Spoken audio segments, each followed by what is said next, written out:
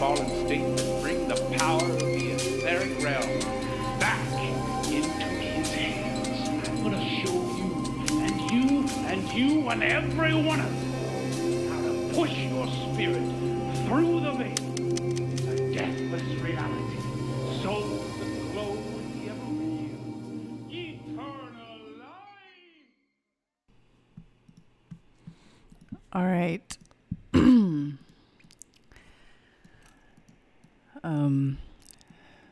Can everybody hear me okay? I'm not sure if I have this set up right still. Jibby? Yes, there's very interesting music. Yeah, as Twin Serpent. They're flat earthers and they're awesome. Oh, nice.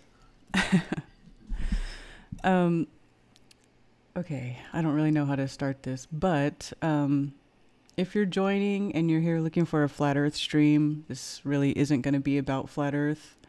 So just forewarning anybody tuning in who hasn't read the description or the title, this is not about flat earth. This is about something else, something that I've gone through in my life, and I spoke to someone recently who I hadn't really talked to very much before, and I told her my story about what I went through, and she suggested that I talk about it publicly so that hopefully it will help somebody else who is in that situation or dealing with the same thing right now. So that's the purpose of this stream.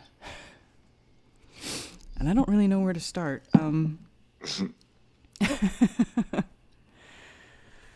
Well, how are you doing today? How are you today? Like today after it's all in your past now? Oh, well, I'm much better today in the present than I was. Much better. But still struggling and still have a lot of pain left over from what happened. And even before starting this stream, I cried, y'all, so I'm probably going to cry again. I feel like I'm going to cry right now. That's all good. It's normal.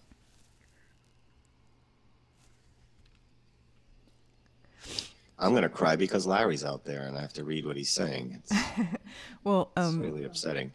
I just want to thank you, Jibby, for joining me on the stream. I would have done it by myself. Pleasure. Thanks for having me. But yeah, it definitely helps to have somebody else here. Yeah. You got a lot of good friends. You got a lot of support, and you know, when you came into this community, you hit the ground running, and everybody gravitated to you. Gravitate, and but that's for a reason. You know, it's because of the energy that you exchange with your friends and all of us. And that's an attractive energy, and it's an energy of a good heart. And those of us with good hearts, we see that, and we're drawn to that. And yeah, you know, it's tough sometimes, because sometimes you think you know somebody, but you only really know their representative of who they want you to see. And then once you know, you move in together, and the doors close and the shades are drawn, sometimes they take a mask off, and you get to see who you're really dealing with. And it's not always good. I always say things like, you don't really know somebody that well until you've seen them very, very angry at you. And if you can survive that with somebody, and it's not that bad, yeah, might not be a bad choice. Nobody is attractive or on their game when they're angry, and you never know what somebody's gonna take things to when they're angry. So yeah, we have to tread carefully, even in this community. Yeah, that's for sure. Yeah. Yeah. Even people who are supposedly woke are not exempt from exhibiting violent behavior towards another person. Right. Some flat earthers are still on the globe, I think. Well, I'm not sure where to start. I'll just start at the beginning, I guess. I married a man about 10 years ago. Actually, today, October 4th, would have been our 10-year anniversary. So 10 years ago today, I married somebody who I thought was my soulmate. I actually knew this man in high school. We were friends. We had the same circle of friends. We never dated or anything in high school. It wasn't like that. We were always just friends. After high school ended, everybody kind of disperses and goes their separate ways, and that's what we did. And thanks to the internet, in these social media sites, you start to, look for all your old high school friends, and that's what I did. I went and I found a bunch of old high school friends and started catching up with people that I hadn't talked to in a long time, and this man was one of them. And we hit it off right away. It was just like old times. We just started talking, just kind of picked up where we left off, and we got along really well, and things were really synchronous between us. I was living in Sacramento, California at the time, and he was in the military, in the Navy, and he was stationed in San Diego. So he was kind of far from me, but not too far. And, his family still lived up in Northern California where I was. So it was easy for us to meet up. And, he came to see me at my house. And the thing about this is before I met him, I had a dream that he came to meet me. And when he did come to meet me, when I opened the door, it was to a T exactly like my dream. Like, he was wearing the same clothes, he looked the same. It was really creepy. But in my mind, I was thinking, wow, this is, to me, it was synchronous. It was like, wow, I had this dream that he came to see me, and here he is. I open the door and I'm seeing exactly what I saw in my dream. And the first thing that popped into my mind was, I'm going to marry this man. And I didn't know why I thought that. But after I had that thought, I thought, that's really weird. Why would you even think that? Because at the time, I was already going through a divorce. My first marriage had already failed, and I was almost done finalizing that divorce when I met him. So to have a thought like that, to me, was really strange, because I certainly wasn't looking for another relationship at that time, and I definitely wasn't looking to get married. So that's how that went. And after that, we just kept talking. It got to the point where he was flying up every weekend from San Diego to Sacramento to come see me. And then he asked me to marry him, and I accepted. And it was like, almost like, I don't know, fairy tale-ish, sort of. He was, really handsome, and he had his life together. He had a career in the military. He made a really good living. He was smart. He said all the right things. He opened doors for me. He paid for dinner.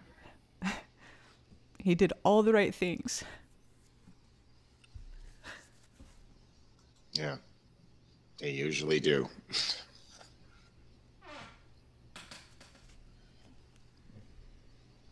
I like to make the lady pay for dinner myself.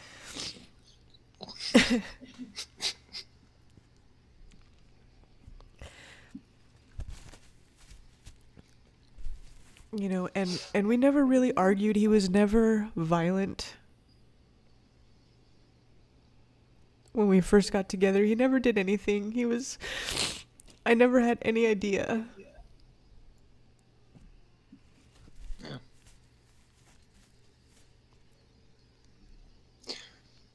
When do you think it changed, or what do you think changed in him?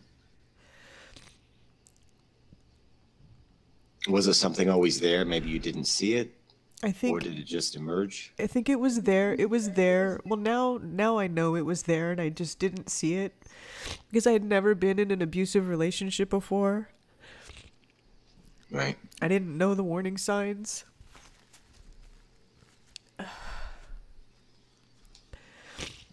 And nothing bad happened until after we were married. You know, we got married. We were together for a couple of months before the first incident happened, and it happened when we went to my mom's house for Christmas the December after we got married. So we got married on October 4th, and then Christmas, that following Christmas, we were at my parents' house, and we got into an argument. He was really upset over something very stupid. It started when he went in his bag and he didn't have enough socks in his bag to last the trip, and he got mad at me because I didn't put enough socks in his bag. And I didn't even, I didn't pack his bag. I was like, well, why didn't you pack your own socks? Common sense. I packed my bag. Why didn't you pack yours? Yeah, huh? But for some reason, it was my fault that he didn't have socks in his bag, and he yelled at me across the property in front of my mother. And I was so embarrassed. And I couldn't believe what was happening. And after a while, he calmed down and he apologized. And I just kind of brushed it off as stress. But then later that night, the argument continued, and I don't even remember what was said exactly or what happened. I just know that before I could even realize what was going on, I was down on the floor, and he had me pinned down with his arm across my neck, and he was choking me. And I couldn't breathe. And whenever I was trying to tell him to get off me, he would just choke me harder so that I couldn't talk. And he had me pinned down like that for at least 15, 20 minutes. It was a while. Wow. I mean, he wouldn't let me up until I promised that I wouldn't try to get the attention of my parents who were on the other side of the house.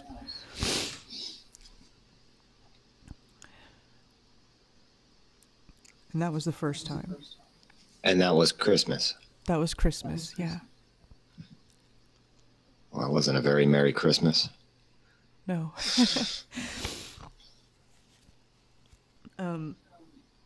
And how did you, like recoup mentally, like right after that? Like you must have been reassessing everything. Well, nothing like that had ever happened to me before, and I didn't understand why it was happening. And so when he apologized to me and said he was sorry and that how much he loved me, and he's just been stressed out because of whatever was going on in our lives at that time. And so I accepted it. I accepted his apology because I loved him a lot. I thought I was supposed to be with this man forever. So I accepted his apology, and we went on the rest of the trip, and it was fine, and we ended up going back to San Diego, and nothing happened again right away, but a month later there'd be another argument where he would grab my neck or put his hands around my neck or twist my arm behind my back. I mean, he never, things that, you know, are obviously abuse, but he was really good about not leaving any marks on me. You know, it's like you see all these pictures of women who are victims of domestic violence and they have like bloody lips and black eyes. Like, I never had any of that. I never had a black eye. I never walked around with, you know, a busted up face. Because he was really good at doing things that didn't leave marks. Yeah. It was like he knew better than to leave marks on me.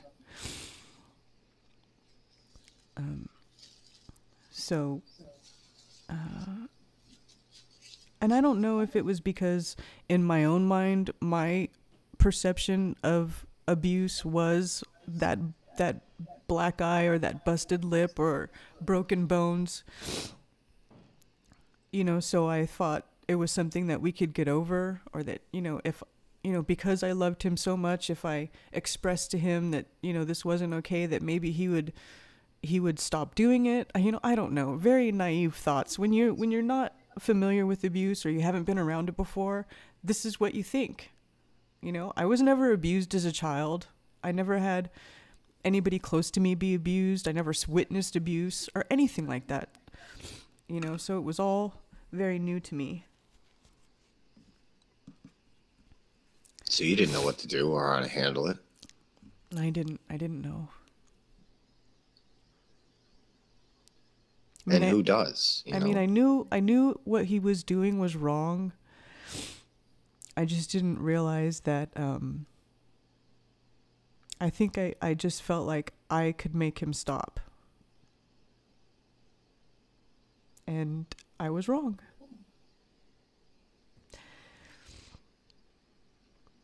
And so you probably spent a lot of time walking on eggshells, making sure he had enough socks, all the things that would trigger him. You would try to not do those things again, hope it would go away, maybe. Yes? Yes, exactly. Yeah. Yet he would find new things to get angry about, I'm sure, well, right? That's the thing, you know, you go through one experience where something triggers the abuser and they get set off and they do stuff to you, you know.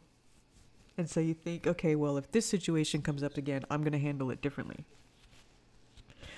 But what you don't realize is you don't know what's going to set that person off. You never know. You never know. Right. Because I never knew. And it was always something so trivial. Like most of the arguments that we had that ended in a physical altercation, I couldn't even tell you what they were about. I could not for the life of me remember 99% of what those arguments were about, because they were so insignificant.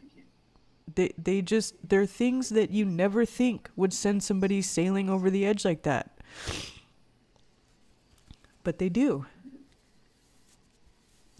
Yeah, it's their triggers, their emotional triggers, usually something in their past, and it's just a little reminder of it. Could be a phrase, could be an action.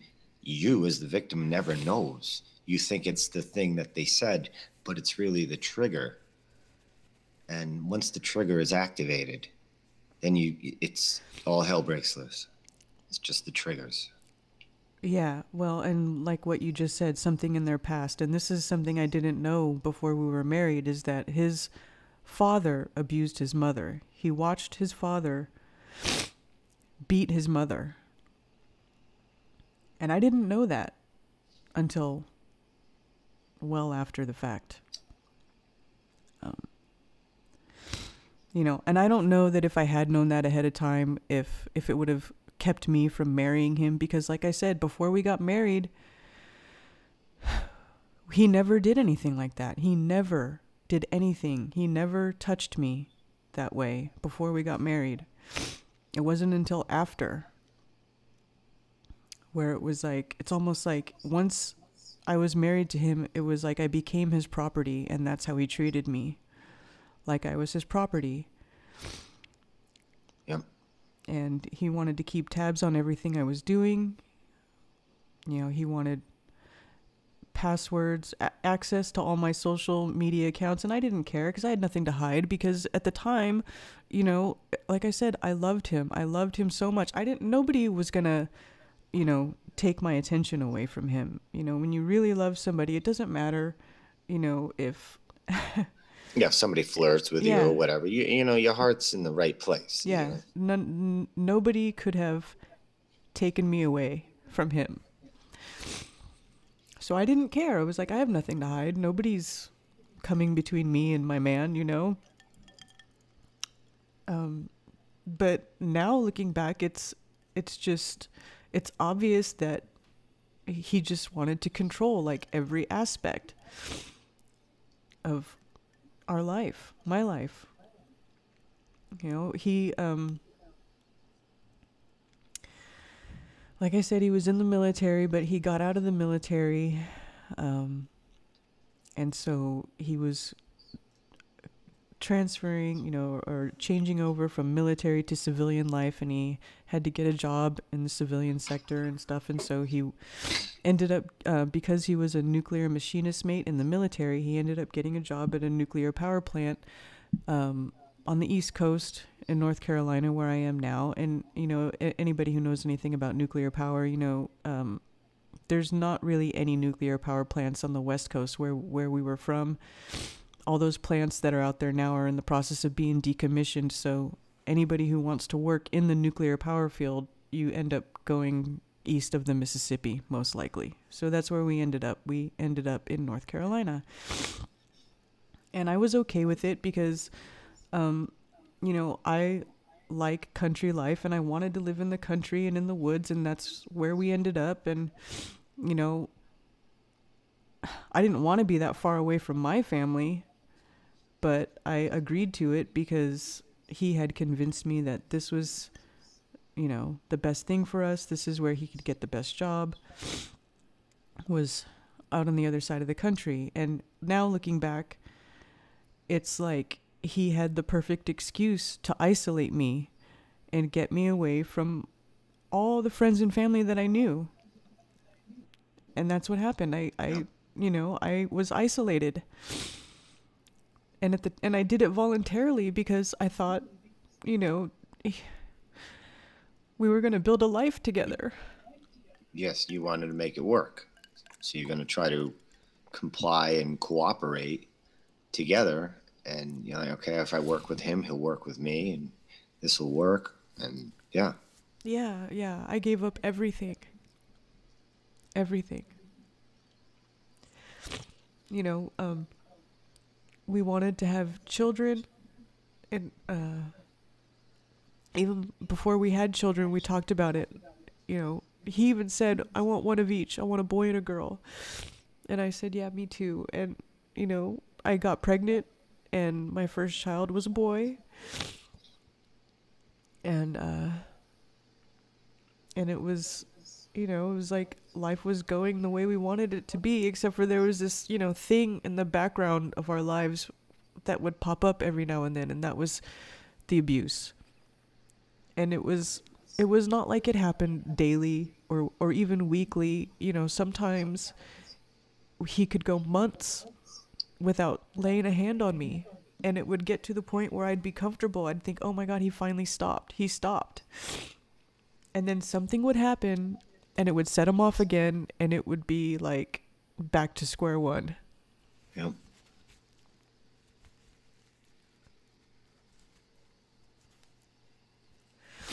Yeah, that's amazing that he could go actually extend that out to months. I think part of the isolation thing is he, in a way, was trying to prevent his own triggers, maybe. So by isolating you and taking away all the things he knows that triggers him, he's probably thinking, okay, then maybe I can maintain. Unfortunately, if you just ignore what's inside you that's been broken, you can't run away from yourself. You know, you're just going to carry it wherever you go. and he thought maybe just ignoring it would probably make it go away. But ignoring things, usually they tend to go from bad to worse. So it takes years of counseling for some people who are set off with these triggers to even understand what's doing it. And it's not up to the spouse and partner to be trained in psychology to understand these things or whatever. And then most of the time, you don't know what to say or do correctly, and you just seem to make them worse. Yeah. You want to know what was really even the worst part about it? I skipped over this part, and this is a really important part about the story. When we lived in San Diego, his mother lived in the house with us. Okay, now she's a very difficult woman to get along with, besides the point, but she witnessed him assault me on multiple occasions. She saw it happen. She never called the cops once. Not once. And I don't understand it because she was abused by her husband. Right. And she probably was figuring she's going to lose her son, though. She's weighing her options here. Do the right thing, the cost of losing my son, or maybe just close my eyes and hope it goes away. Hope he gets better. I mean, nobody wants to, And I know she knew what he was doing was bad because she would try to stop him, but she couldn't. I mean, I'm talking about a man who is 6 foot tall, 200 pounds, and in the Navy. He is not a small man. He's very strong, and it's, me, I wasn't going to stop him, and neither was his mother. But there were occasions where he would come at me, and it would be like his eyes glazed over, and his pupils were, he just looked like a different person. He looked like he was almost possessed, and he'd be coming after me, and I'd be literally running away from him. And he'd be chasing after me, and his mom would try to stop him, and he would just go right past her. I mean, she couldn't do anything. And, now looking back, I just wonder why. Why didn't she call the police?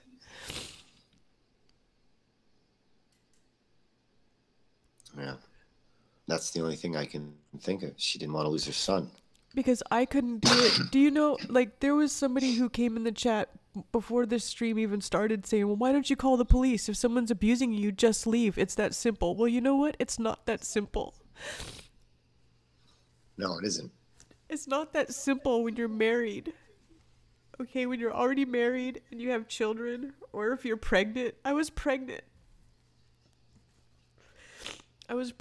6 months pregnant, and I'd be taking a shower, and he would start talking to me about something while I was in the shower, and I don't know, like I said, I can't remember what most of these arguments were about, but he would come into the shower and be choking me in the shower. I'd be naked and pregnant in the shower with his hands around my neck. That's what I was going to ask. Did he do any of this while you were with child? Oh, yeah. Yeah, many times.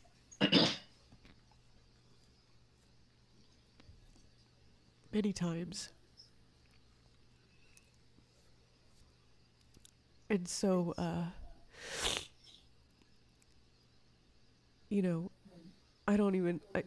when you're in that situation, you're away from your family, and here's something one mistake that I did make through all of this, that if anybody out there is going through the same thing, tell somebody, because I didn't tell anybody.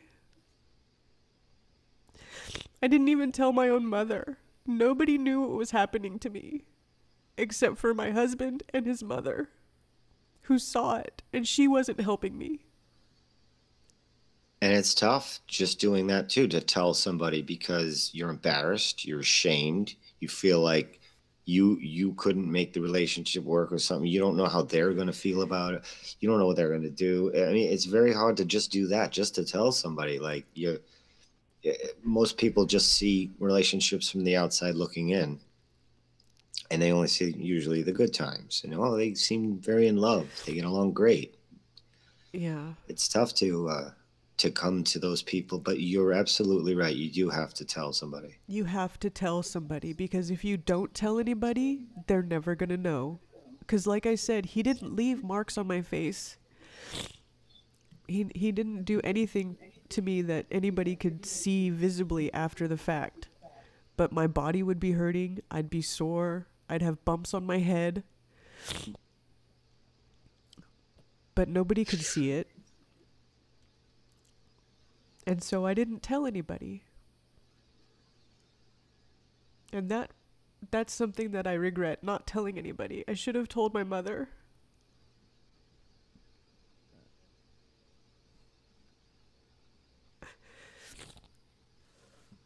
Hold on one sec. Take your time. Thanks for joining us, everybody in chat. This is hard for Karen. She's wanted to do this for a while, and you know, if this can even help anybody out here, and you know, it's worth a shot just to help somebody. A lot of us have been in bad relationships, and there's different types of abuse: physical, emotional, and it's not right, but it happens. And we should all talk about it, get this out in the open, and bring it to the surface and defeat it. Yeah, there's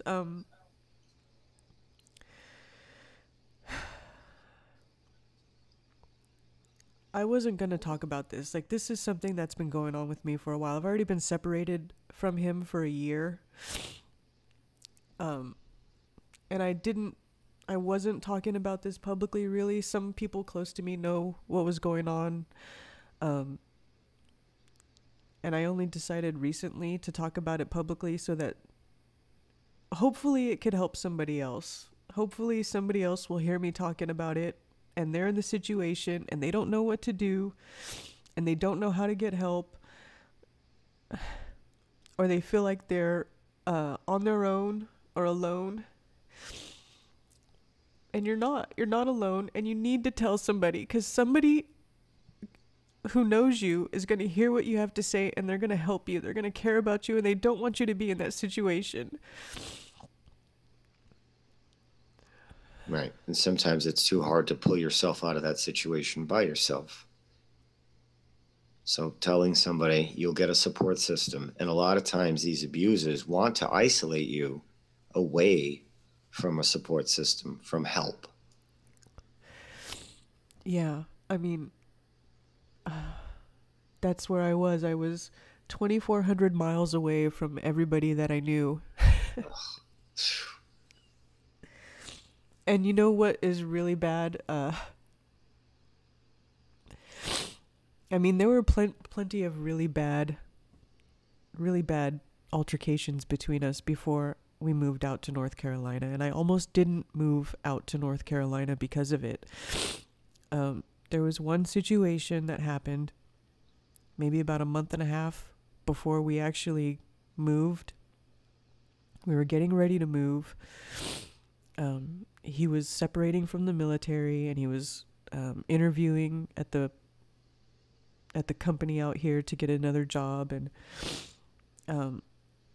we went out to dinner one night. We used to go out to have sushi, and we came back home, and we had a couple of drinks at sushi, and we got home, and I don't know what happened. I don't know what set it off. Like I said, I almost never remember what set it off, but he got really, really angry at me, and he started coming for me in the living room, and I just saw that look in his eyes. I started to recognize that look in his eyes when that switch flipped, you know, when it went from a normal argument to he's going to get violent. You know, his face would change. And I recognized it that night. I saw that look in his face, and I knew I had to leave. I said, I tried to leave, and I couldn't get away. I was literally running for the front door and he was chasing me. And I managed to get to the front door, and I got out the front door, and he caught up with me right outside the front door, and he picked me up and threw me down on the ground. Like literally picked me up and threw me down on the concrete walkway. And I got up and I tried to run again. I didn't even know where I was going to go. I was just running away because I was so scared. And he caught me again and picked me up and threw me down on the concrete walkway again. And at this point, he was starting to knock the breath out of my chest, and I, got whatever breath I could manage to get, and I got myself up off the ground again, and I tried to run again, and he caught me a third time and picked me up and threw me down on the ground again. But the third time that he threw me down, it knocked every breath that I had out of my chest. I couldn't breathe. I literally could not breathe.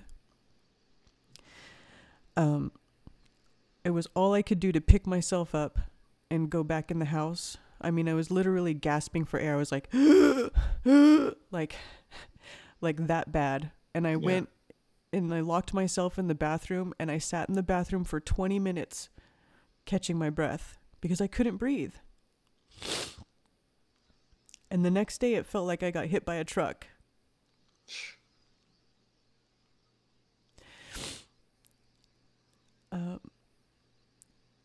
And I couldn't even talk to him. I didn't even know, because that was the worst. That was the worst thing that had happened between us. Like that was bad. Well, I mean, I don't know. I guess it's all relative. I mean, I don't know. Being choked in the shower when you're 6 months pregnant, that's pretty bad too, isn't it? But I told him, I was like, I said, you know what? I can't go to North Carolina with you. I can't, I'm not going to move across the country with you if you're going to keep doing this to me. I kept telling him, you can't do this to me. And he would say, I know, and I'm sorry. And, I'm trying to, control myself, and I trying to control my temper. And he just, all he would do is apologize. And, he made a lot of money, so he would like buy me stuff. Oh, he would just throw money at it. And, and so that was the day I told him, I said, look, if you don't stop doing this to me, because he was telling me he was sorry. And I was like, I don't care if you're sorry. I don't want to hear I'm sorry. I want you to stop doing it. And, I said, because if you don't stop, one day I'm not going to be here. I'm just not going to be here. And when he heard me say that, it even brought him to tears. And I thought, well, maybe, he's finally starting to get it. So stupid. Thinking about it now, it's so stupid. Oh, stupid. I mean, I would think the same.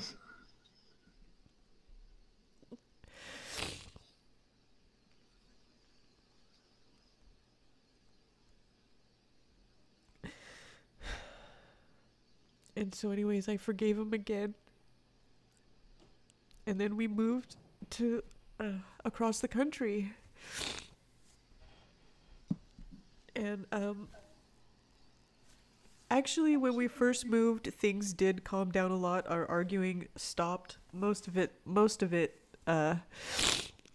stopped, and I think a lot of that had to do with his mother not being in the house with us anymore, because she instigated a lot of arguments.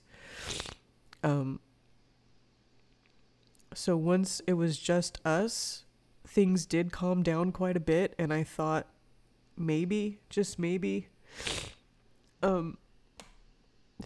things would start going, start to be normal, and he would stop hurting me. But I was wrong. Because a few months later, something happened, and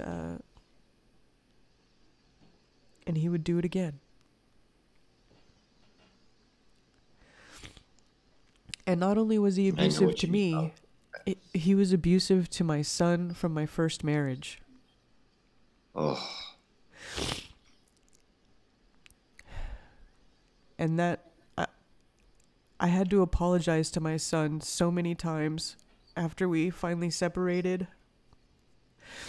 because he was a monster to him. I mean, it was like he treated him less than human.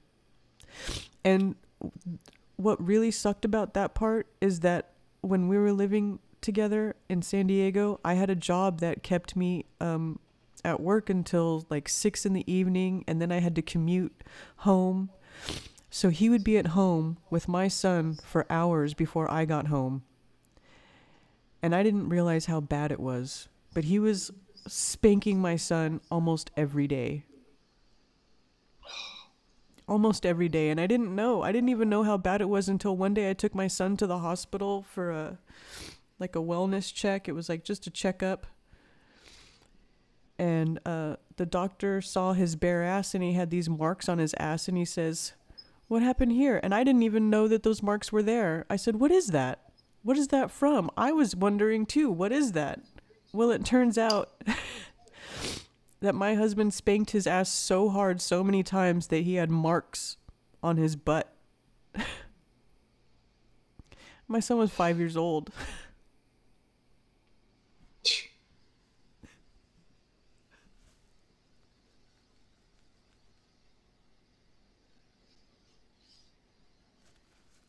That's not your fault. Your son was 5. He didn't know how to process what was happening. He might have thought he really was doing something wrong. He was so scared of him.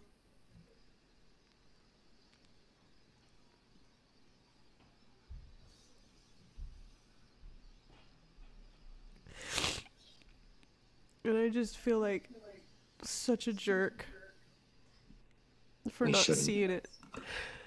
Yeah, it's so hard to see these things, though, Karen. You know, you only see them after the fact, in retrospect.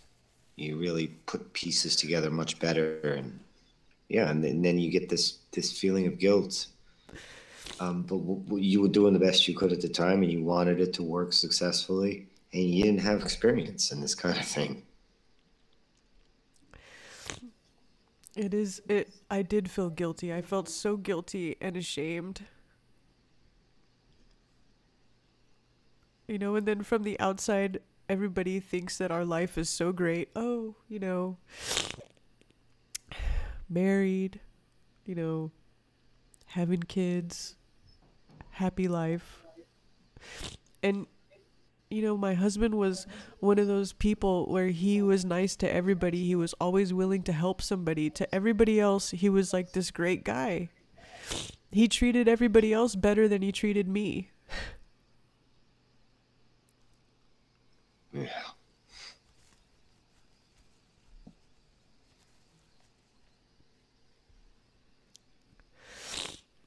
And people on the outside see that, and then if you were to try to tell them, you know, confide in them, they only see the good, you know, like I was saying, yeah, when you're looking on the outside, oh, it's a great couple, you never really know. Yeah.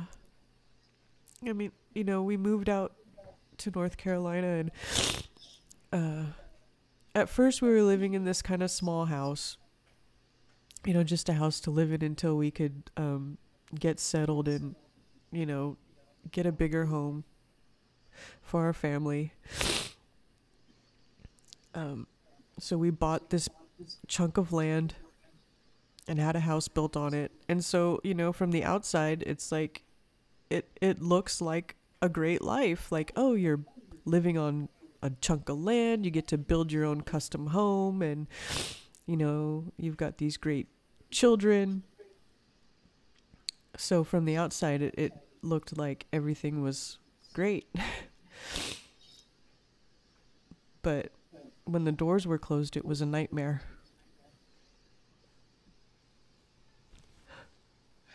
Did he ever do anything like this when you had friends or family around, like in front of them? This was always out of everyone's sight. He did it in front of his own mother, who didn't have the guts to call the cops on her own son, or refused to. I don't know what went through her head. I'd still like to ask her. But as far as in front of anybody else, no. For the most part, no.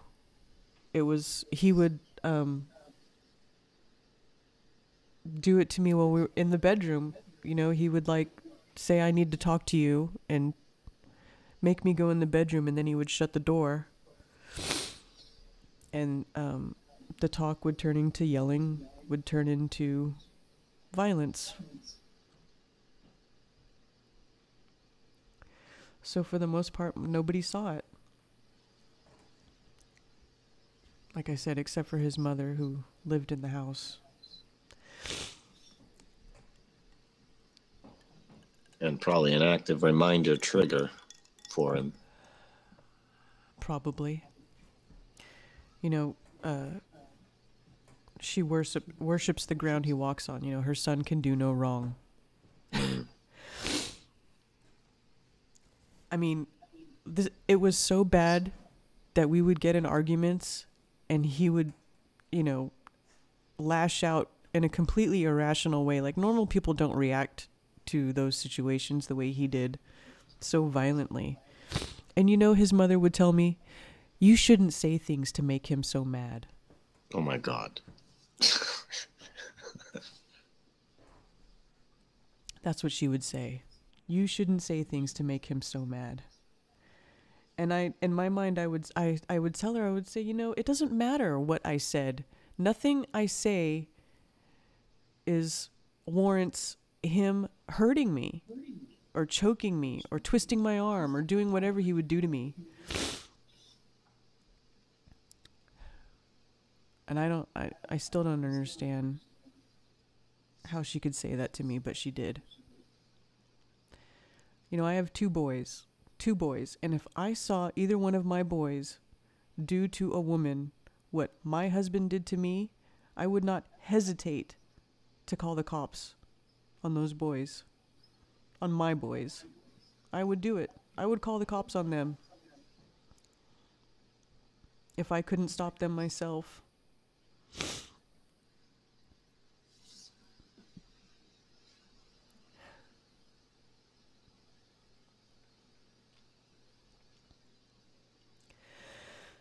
She might have been just so acclimated to it from her own husband. She probably started to believe, yeah, maybe I shouldn't have said anything to piss my husband off, and that's why he hit me. Who knows what's going through her head? Some people, years and years of abuse is going to change the way you think. Yeah.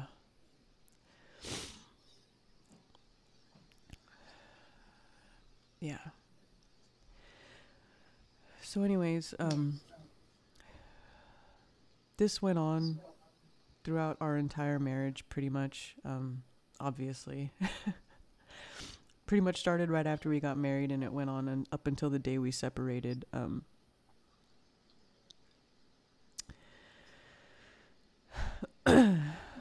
What happened is,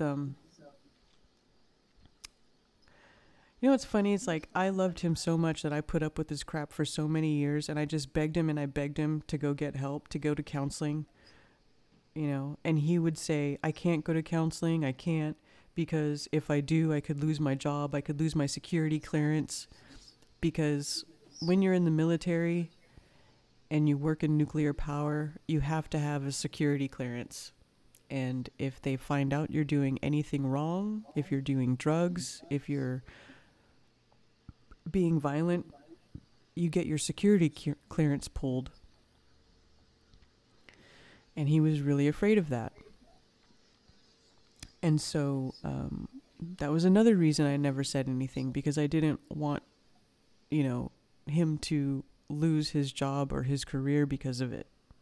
Because he was the sole provider, you know, he was the one, you know, once we got to North Carolina, I stopped working. I became a stay-at-home mom. And so he's the only one bringing in any income. So that was another reason I didn't say anything. I didn't want him to lose his job. I didn't want us to lose our home. You know, we had 2 children to take care of.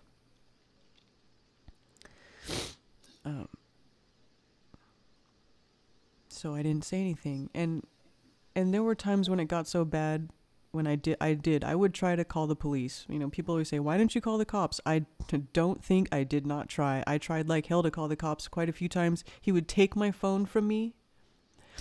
He would, you know, I mean, he was strong. I couldn't overpower him. I would try to hold on to my phone, but he would take it out of my hands. And if I tried to go for the home phone, he would unplug the phone from the wall or unplug the modem. And then when that didn't work, I would try to get the keys to my car, and I would try to go get in my car, and I would try to drive away.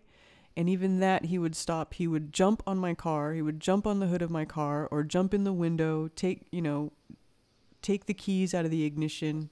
He would do everything in his power to stop me, and most of the time he was successful. And then the few times I was able to get away or sneak out of the house before he knew what I was doing, you know, I would just go leave for a few hours. And, you know, the whole time I was gone, he'd be calling me, texting me, messaging me, telling me to come back. So it's not like I didn't try. I did try many, many times to call the police or to get help. But it was like I was being held hostage in my own home. Yeah.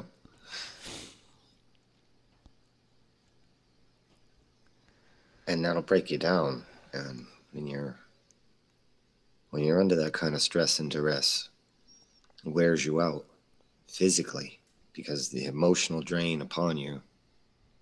Yeah, I understand. Yeah. And so,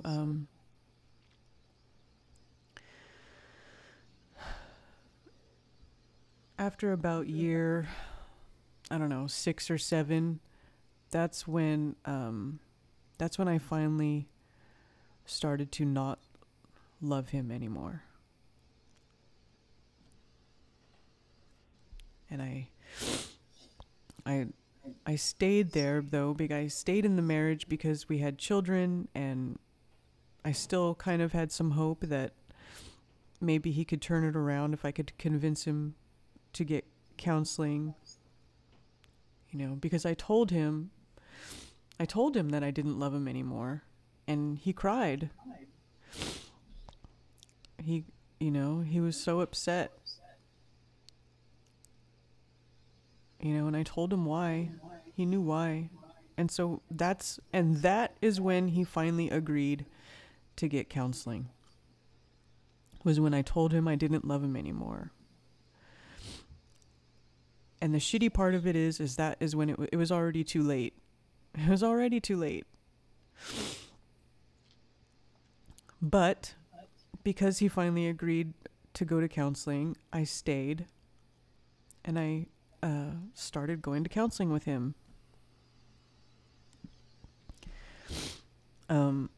We probably went to, I don't know, maybe about 3 or 4 marriage counseling sessions together. When we went, you know, you fill out these questionnaires, and, you know, you tell them what your problem is or why you're there, blah, blah, blah. And so I filled it all out. I was like, we're here because domestic violence, because he can't keep his hands off me. And in the first session, the counselor looked at him and she said, while you're seeing me for counseling, you don't do that. She's like, you do not touch her. And once you do touch her, it becomes, you know, a different issue, and the police get involved. So she was like, you don't do that. And he was like, okay, I know. That's why we're here. I want to stop, blah, blah, blah. But it was almost like going to counseling almost made it worse. It almost made him more angry, because then he was sort of put in a situation where he had to face himself. Mm-hmm. You know, he had to start to own up to what he'd been doing to me all these years. Oh, Zach. Hi, Zach. And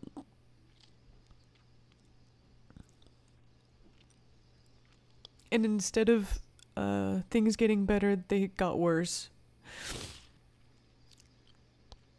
And the arguments got so bad. At one point, we were arguing and he was trying to get to me. Yes, Zach, I'm crying. Damn, you know what I'm talking about. He was trying to get close to me because that was one of the things that he would do. Whenever we would start arguing, he would come, you know, stand right over me. He would stand over me and yell in my face, like in an intimidation way, you know, trying to intimidate me. And so, you know, I got to the point where whenever we would start yelling or we'd start arguing, immediately I would try to run away, or I would try to make it so that he couldn't get to me. And we have this, the way the house is set up, we have this like island, this kitchen and living rooms all open, and there's like a big circle. You can go in a circle around the island. So he would start walking around the island to come get to me, and I would start walking around the other way, you know, and he'd be like chasing me around around the island, because I knew if he was able to get his hands on me, then that would be it. It'd be over. And so one day, that's what was happening. He was chasing me around the island. And the kids, you know, the children are watching this all go on. You know, they would sit there and watch it happen. And he literally jumped on the island, jumped over the counter to try to get to me. And when I saw him jump over the counter, I opened my back doors and I ran out the back doors and I started running through the yard, through the woods to try to get away from him. And he chased me out the door. And he tackled me like a football player. He literally chased me out the door and jumped on me with his full body weight.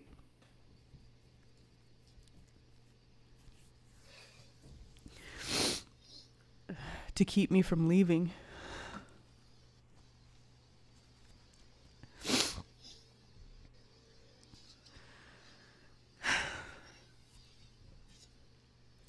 And then another incident happened a couple weeks after that, where we were in the house arguing, and he had me pinned up against the front door of the house in the foyer,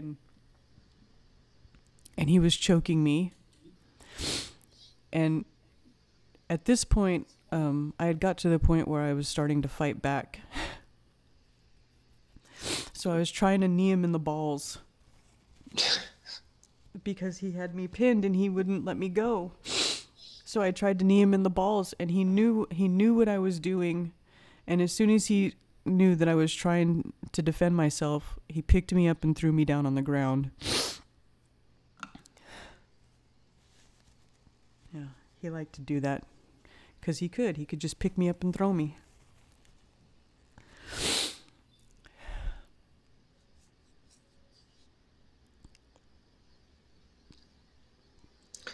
The cast you had on your arm. Was it your arm? I think it was your arm. I didn't have a cast.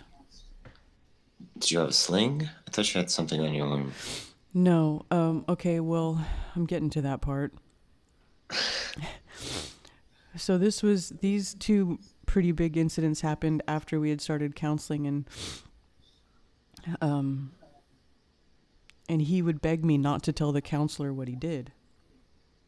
And after the last time it happened, I was like, you know what? I'm going to tell the counselor that you did that to me again.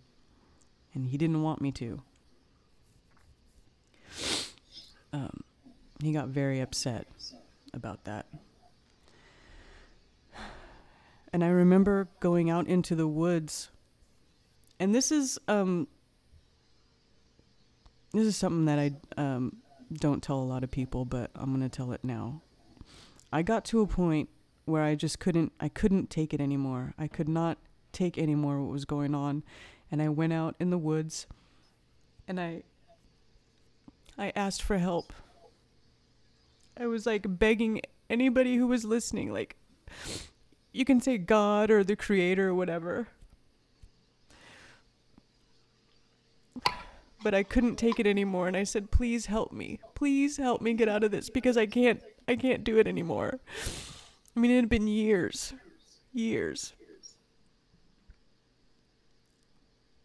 And I just cried and I begged the universe for help. And so a couple more incidents happened where we argued and he got violent with me again. And one night, it was the end of June in 2017, we got into another argument because he said that I wasn't paying him enough attention. So he wanted to talk to me. He told me to go in the bedroom to talk to him like he normally did. And I didn't want to, because anytime we got behind closed doors, it always went bad.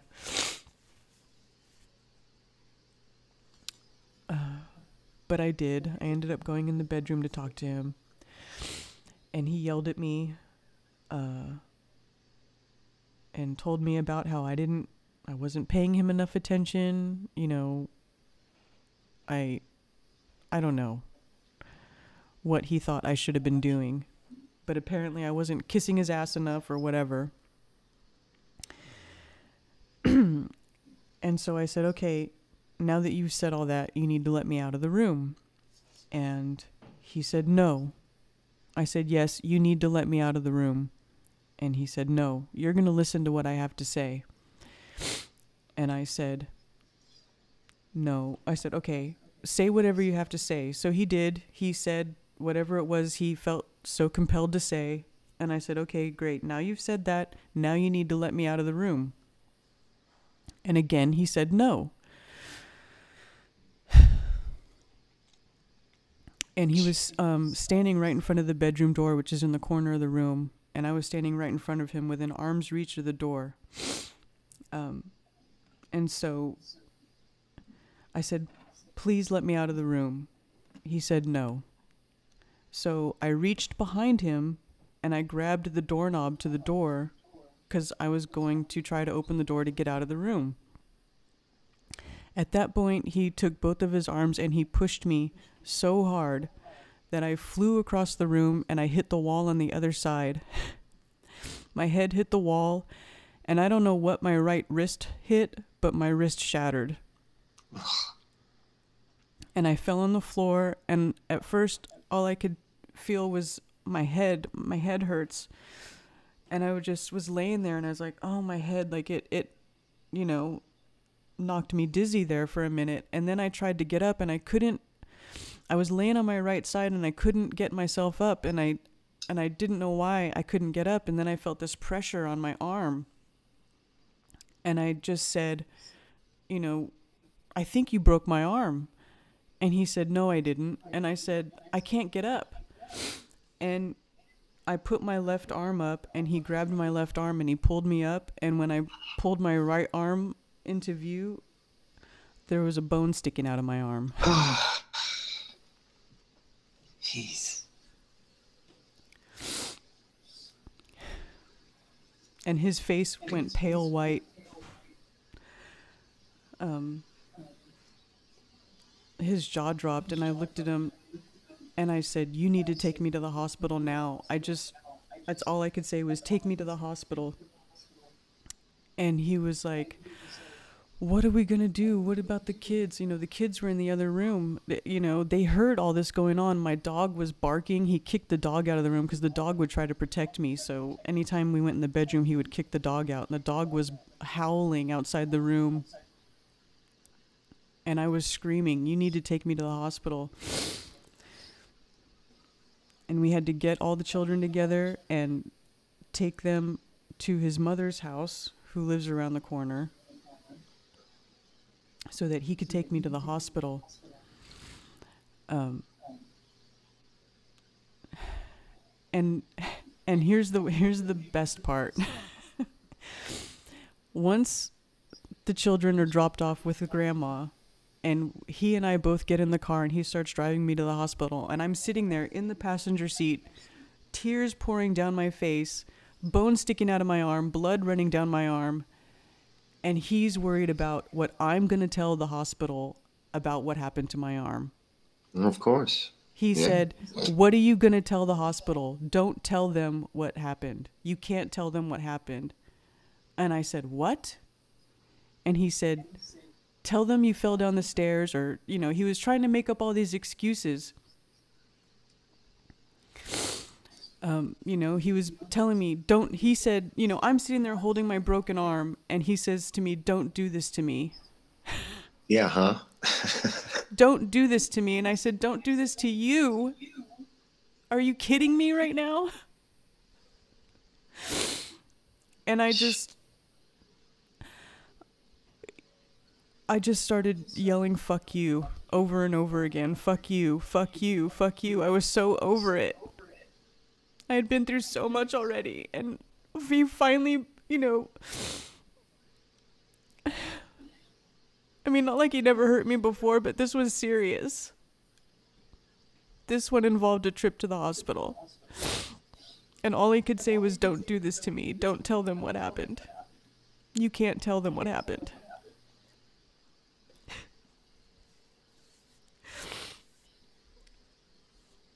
And I just told him, "Shut the fuck up and drive. Just shut the fuck up and drive me to the hospital." And so we got to the hospital. And even, you know, walking up there, he's like, "Don't tell them." He's like, "What are you going to tell them? What are you going to tell them?" And I was like, "You need to shut the fuck up." I was like, "I don't give a fuck about you right now." And so the nurse came, and they were trying to check me into the hospital, and the nurse was getting an attitude with me, and I was in so much pain. I was like, "I don't fucking know." I'm like, "Just get me, somebody needs to fucking help me." I'm like, "The bone is sticking out of my arm. I can't sit here and answer these stupid ass questions." Yeah. So finally, you know, he finished checking me in, and another nurse walked me back into the ER. And as soon as the doors closed behind me, she was asking me, she's like, "What happened? How did this happen?"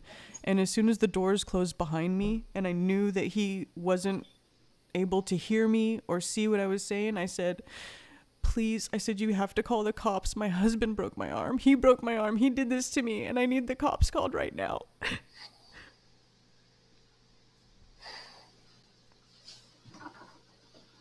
That's good.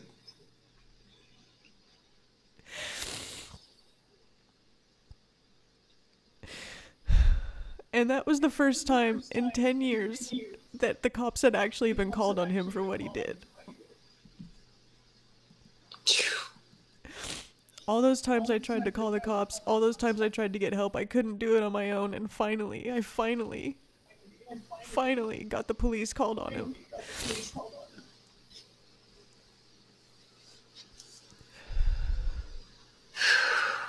Good.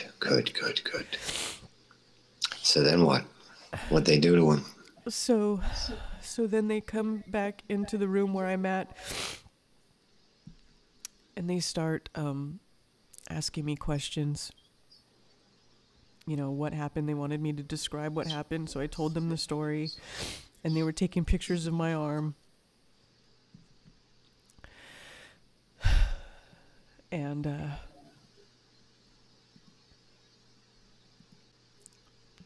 the one officer was telling me, he was like, "Just relax your hand so we could take a picture." I said, "I can't relax my hand. Whatever it's doing, that's what it's doing," because it was in some weird contorted position. I said, "That's just what it's doing. I don't, you know, that's it." I mean, my arm was literally in like the shape of the letter Z.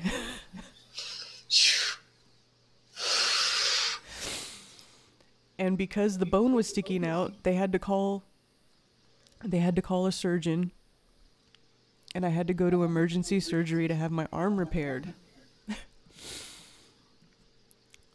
So they took me to surgery and put me to sleep, and they had to put my arm back together. And so now I have a plate in my arm with 10 screws.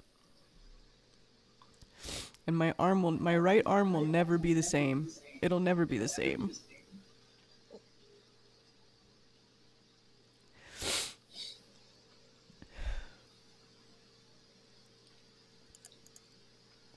Excuse me.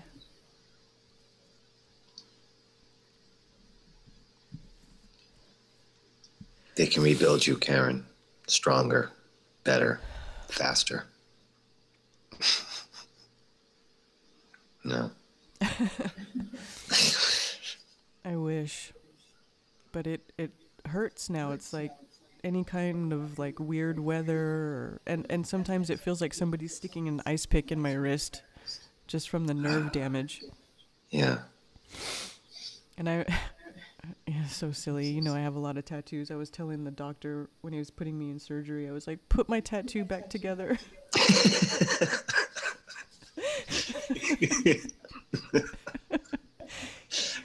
And he actually did do a pretty good job. He put it back together. Nice. I never even thought of that. You got a tattoo right there. Like, you ruined your tattoo, too.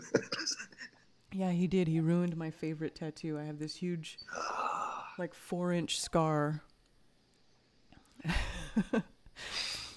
right in the middle of one of my favorite tattoos now. And I kind of go back and forth between fixing it or not fixing it, you know. I don't know. But even after that, here's how crazy mental he is and how abusers are. Even after that, he finally got arrested. He got arrested. He spent the night in jail. Finally went to jail. I'm telling you, there could have been a dozen times when he should have went to jail for the things that he was doing to me. At least a dozen times, maybe more. Yeah. So he finally goes to jail. He has to post bond to bail himself out. So he gets out the next day. I had to spend 3 days in the hospital because I had surgery. So I finally get out of the hospital, and my mother, God bless her, I called her that night from the hospital, and she flew out like immediately. She was there the next day to help me. Oh, good. Yeah. So my mom flies out.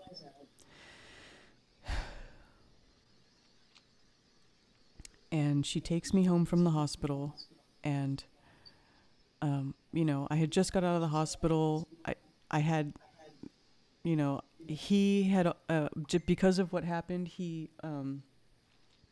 was already not allowed to be around me anymore just for being arrested for assaulting me, because he got arrested with like the most serious assault charge you can get. So right away, he had a restraining order against him to stay away from me.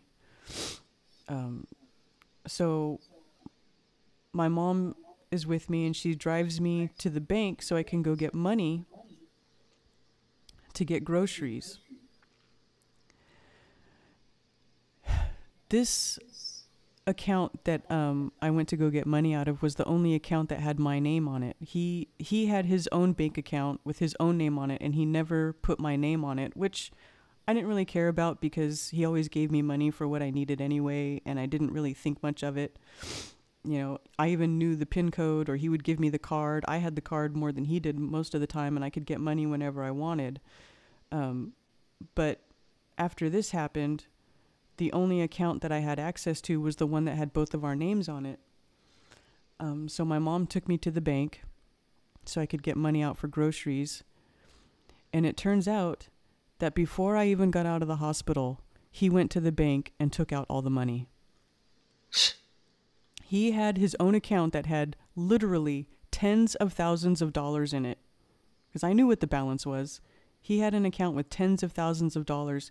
He went to the one bank account that I had access to that had about $6,000 in it, and he drained it.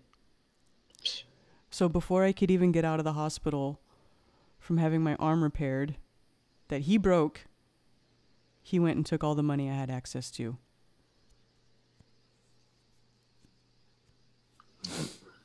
because when you're a controlling, abusive, narcissistic son of a bitch, you just can't help yourself, right?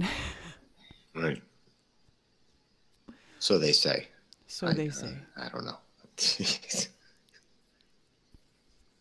So did he, I can imagine, I'm just picturing the house now and the condition it's in while you were in the hospital and what he might have done to it. Well, he wasn't. Or your stuff, I should say. Well, I came back to the house and everything was the way it was. He didn't do anything to my stuff. Oh, good. I guess him and his mom came here while I was still in the hospital, and they grabbed a bunch of his clothes and some of the weapons that were laying around and put the weapons in the gun safe, supposedly. I still don't know. Oh, a restraining order. Because restraining order is an automatic. Yes, as part of the stipulation for the restraining order, he's not allowed to have weapons. So all the weapons, which we had a lot of, were supposedly put in the gun safe. I still don't know to this day where those weapons are. And then that was it. He didn't come back. And my mom stayed with me for a month, and she helped me because, I mean, it was my right arm that was broken. I literally couldn't do anything. I couldn't chop food. I couldn't cook. I couldn't drive. I couldn't do anything. There was no way I was going to be able to take care of the children in the house on my own. So she stayed with me for a long time, for like a month, over a month, and she helped me. Until she finally had to go back to her own house. You know, she had to get back to her own life, but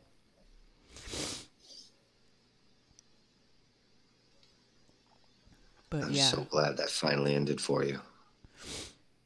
And it's like, you know, and I'll go back to that when I told you that that I was out in the woods begging the universe for help.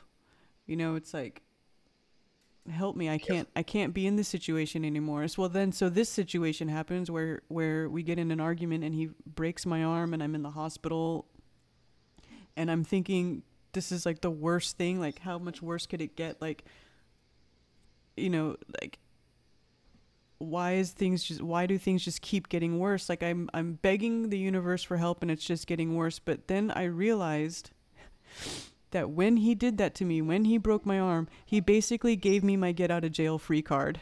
Yeah. Well, not free, but yeah, get out of jail. Get out of jail, right? So when I went to the court and I asked for a restraining order, they gave it to me. They gave me possession of the house. They gave me custody of the children. They gave me the dog, everything. And he's not allowed to come anywhere near me. So it was a horrible, horrible thing that happened, but it actually got me out. I've been wanting to get out of it for years, and I couldn't. I just endured it because I didn't want my children to have a broken home. Nope. You sacrificed yourself for them. And I tried so hard to keep it together for them. You know, and I told him way back when, before we even got married, I said, look, I just went through a divorce. I don't want to get divorced again. If I get married again, I want it to be forever. And I did. I wanted it to be forever. He could have had me forever. All he had to do is treat me right. And he couldn't do it.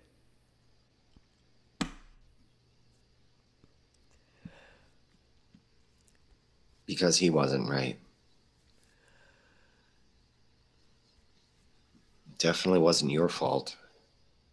If anything, you're a saint for putting up with it, for just dealing with it all, so your kids could have some semblance of normalcy, or what you thought was normalcy with the family. But sometimes the dysfunctional family that stays together is worse for the children. Well, that's it. I mean, they were seeing these things happen. They were watching it. And, you know, we have a boy and a girl. So the girl is watching it, you know, thinking that it's it's okay for a woman to be treated that way, and it's not okay. And then the boys watching it thinking it's okay to do that to a woman. Right. And repeats the cycle again. So in my situation, it was obviously better that we were apart rather than together, so that the children don't have to watch that anymore. And I can only hope that it ended early enough in their lives that they won't follow that pattern. And I don't know. How do you know? You know, I started taking them to counseling about it. But last New Year's Eve, it was about 5 months after we had separated. I took my son and my daughter to a friend's house for New Year's Eve, and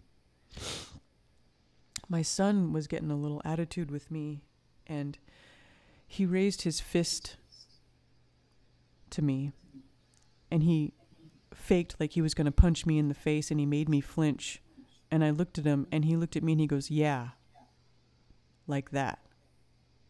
Like he was trying to intimidate me. And my heart broke.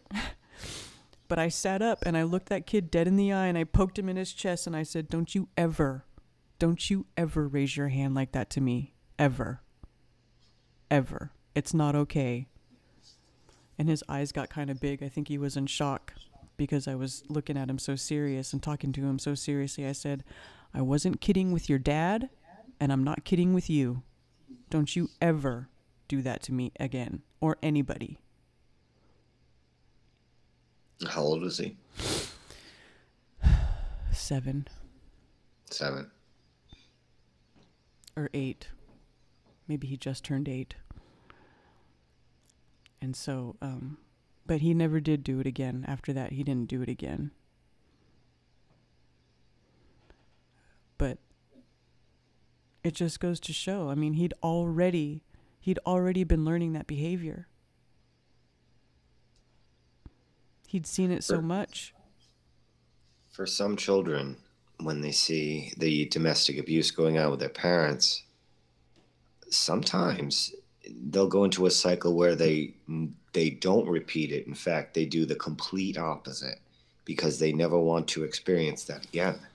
So you'll get the flip side of it. So if they were in an abusive household, those children will grow up and make their household peaceful and pristine and quiet, and none of that stuff. So you never know where it could go. Well, like I said, I can only hope that I ended it early enough that pattern won't continue with either one of them. And, you know, once their dad wasn't in the house for a couple of months and they started asking me, you know, when is Daddy coming back? You know, and of course he wasn't because I had a restraining order on him. I said, Daddy's not coming back anytime soon. And I said, do you understand? Do you understand why Mommy and Daddy can't be around each other? They didn't even miss a beat. They said, yes, we know. We know. So they understand, you know, they see what happens. They know what happens. They know right from wrong. But they still want, you know, Mom and Dad to be a family again. So they, even after that for a while, especially my daughter, because she's younger, you know, when's Daddy coming back? When are we going to be a family again? And it would break my heart. For a long time, I just said, I don't know, because I didn't have the heart to tell her.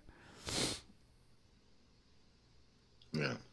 But now, you know, now they know. It's been long enough. No, now they know that Mommy and Daddy are not ever going to get back together.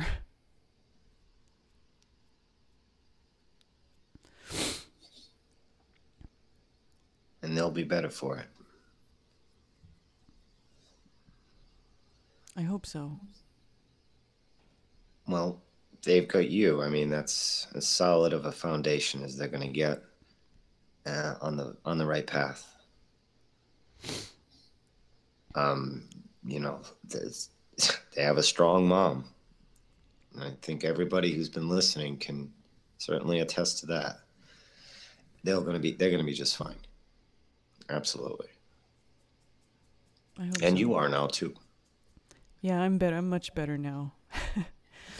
Much better now. It's so strange, you know, when you're in a relationship like that where somebody is so controlling and just obsessive. I mean, constant texting, like hundreds of texts a day. If I didn't answer the text, I would get like 30 or 40 more texts asking why, where are you, why aren't you answering? I mean, just obsessive and crazy.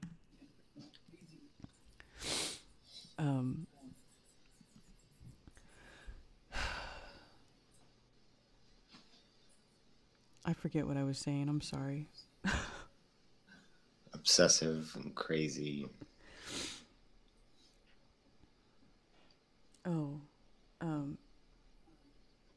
you don't realize how much that person is affecting you, how much you are not yourself. Because everything you do, you're always walking around with this dark cloud, you know, what's going to set him off? You know, how can I appease the beast? You know, it's like always watching what I say, what I did. I just wasn't myself. And I didn't even realize it until after he was gone. Yep. You lose yourself. You lose who you were because you've had to readjust to this person's narcissistic violence and tendencies and triggers. And you try to learn their triggers and you try to avoid them at all costs. And it just seems like more and more times you're still triggering. And it's like no matter what you fix, something else is still breaking it. You start to lose yourself. You start to, Yeah, and you know, it's what made it even harder in my situation is because in the middle of all this, I was waking up to flat Earth. Oh. So I had this crazy abusive relationship that I was trying to deal with. And at the same time, I was keeping this secret. You know, I didn't want to talk about it because I didn't know if he was going to hurt me, if he was going to, you know, try to put me in a crazy home, or I didn't know what he was going to do to me. So I didn't even talk about it for a year. I didn't say anything. And he knew I was into all these different live streams and watching stuff, and he would ask me, "What are you watching? What's it about? What's it about?" And so finally one day I told him that it was about flat Earth, and he didn't freak out.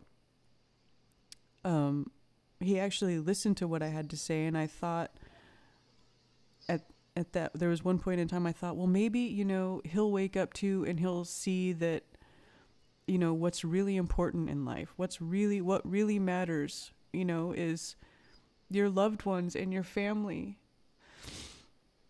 and that you need to take care of them. Yeah. But it didn't help. It didn't change anything, you know. He has the Glober craziness in him. Yeah. Yeah.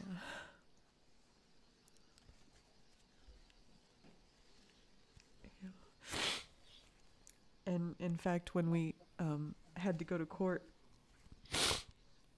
recently over custody, he tried to use flat Earth against me. So, in one way, he's sitting on the stand and he's talking about how sorry he is and how the day that he broke my arm was the worst day of his life. Still about him. Still about him, right? Exactly. Still about him. Yet he gave his attorney all kinds of questions to ask me. I had to sit on the stand and answer questions about flat Earth for like 3 hours. Oh my God. I was being grilled on the stand. That's literally has nothing to do with. What the hell does flat Earth have to do with any custody? Like, that's It doesn't. nonsense. It's I mean, irrelevant. we're talking about somebody who was violent, and I had proof that he was violent because I documented it, because he finally left a mark on me at one point back in 2012, and I took pictures of it. It was and this was a time when I was holding my daughter. My daughter was newborn. She was just a little baby. And he got upset and was arguing about something, yelling at me about something. And I was sitting on the couch with my daughter in my arms, and he came up and leaned over me on the couch, and I thought he was going to hurt me. So I put my leg up to push him away, and he grabbed my leg so hard that I don't know what he did to my leg, but it hurt. It left a bruise on my calf that didn't go away for months. Jesus. So I took pictures of it, you know, and I had these pictures over the course of a few different days and weeks that I saved. And after it all happened, that was the first time that I had actually left the house for a few days after he'd done something to me. And I went back a couple days later, and he apologized again, of course, and then he was like, "What are you doing with those pictures?" Because he knew I had taken pictures of what he did to me. And I said, I'm just keeping it in case I need it. And he's like, "For what?" And I said, "I don't know." I said, "I hope I don't ever need it. I said, "You need to, stop doing this to me anyway." But he knew I was holding on to it. And I'm glad I did, because then when I finally did have to go to court, I had my arm obviously broken. So I had all these x-rays and pictures of my broken arm, and then I also had these pictures of when he assaulted me years before and left marks on me. So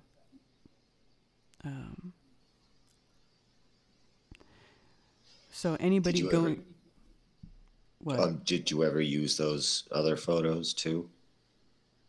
I did from 2012. Yeah, I did in court. Yes. Good. Just to show the history of violence. And I'm glad I did. Like, I took those pictures not knowing if I'd ever need them or not, but I'm so glad I did. So glad I did. I hoped that I would never need them, but I did end up needing them. So that's one other thing I would have to say to anybody going through anything like this. Document it. Keep track of it. Whether you leave or not, just document it, because if you have that documentation, it works in your favor so much, because they want to see, a precedence. You have to show that this has been an ongoing thing, and it works out in your favor. Then they see that the person has a history of violent behavior.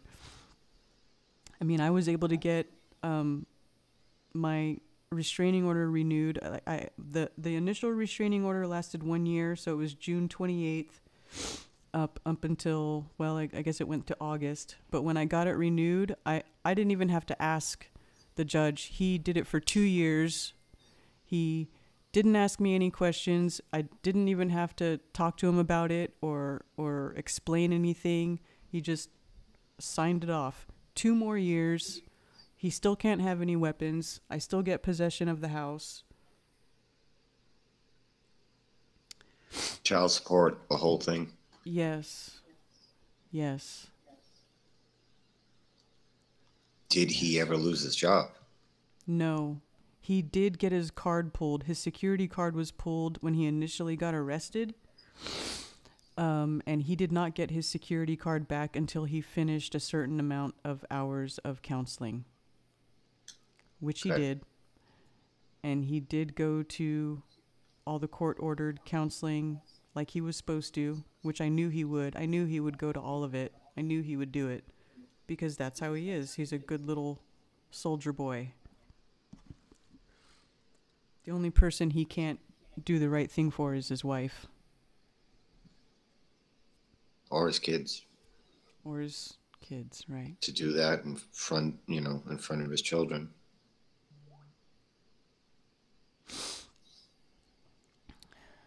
Right. I mean, financially is one thing, but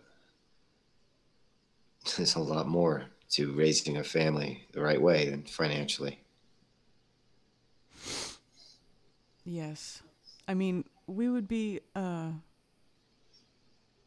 having these arguments, about things that were going on, our relationship. And I would tell him, I don't know if I could stay here anymore. I don't know if I can stay with you.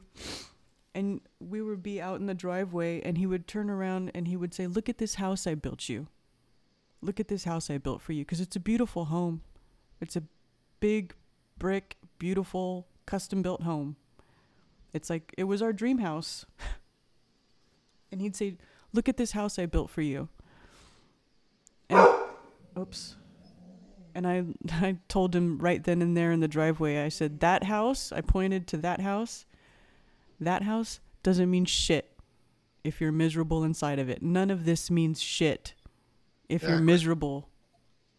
It doesn't mean anything. No, I told him straight up, I'd rather live in a cardboard box with the right man than in a mansion with the wrong man. And it's true.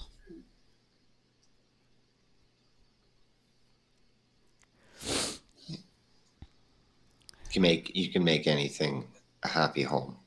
You can. It doesn't have to be fancy marble floors or any of that. Right. I would have been perfectly happy in the little house that we were living in before if he would treat me right. If he was able to treat me the way he was supposed to treat me. But he couldn't do it. And so he destroyed the family. He destroyed everything. He destroyed it all.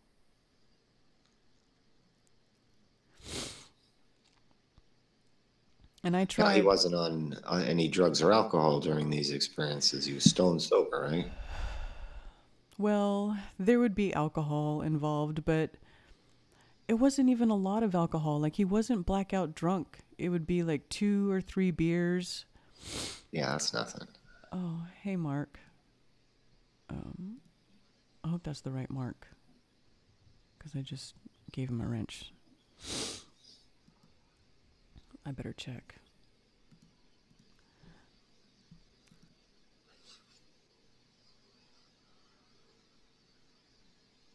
Thanks, guys, out in chat. Oh, yeah. I've been seeing a lot of what you've been writing. Very supportive. You guys are the best. I haven't even been looking. I should look. Hold on. If you can go back and watch, you getting tons of pink hearts and loves and all kinds of support in the chat. Oh, thanks, you guys. I love you too.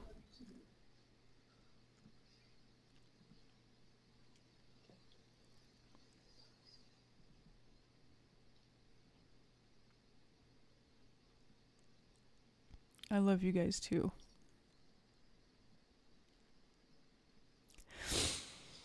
Larry says Karen B needs to know that she already helped one friend of mine. Good. That makes me happy. That's why I'm doing it.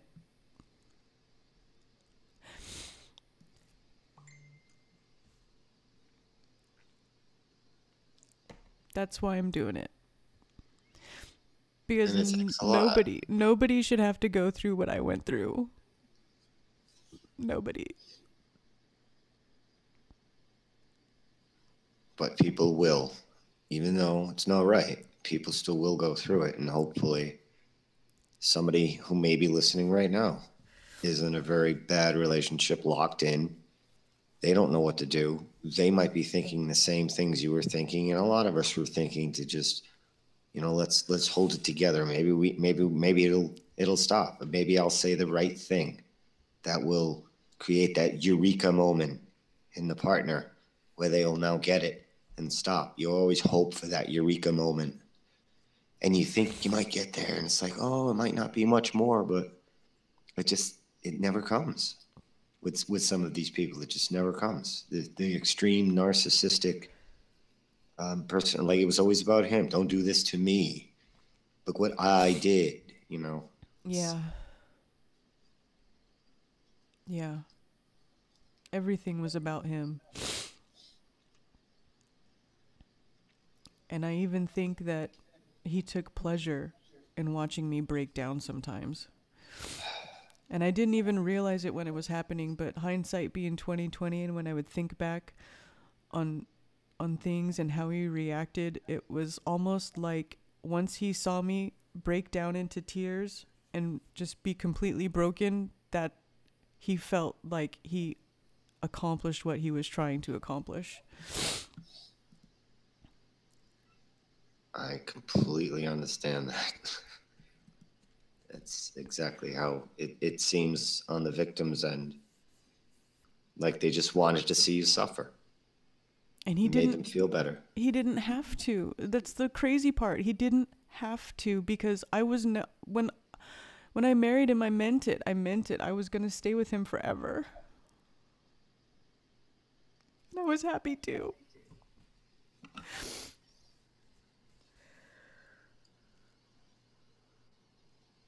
Some people just don't know how to love. They hate. They confuse love with hate. They don't understand. If you want to love somebody, you love on them. You don't hate on them. And he still could never, even to this day, I don't think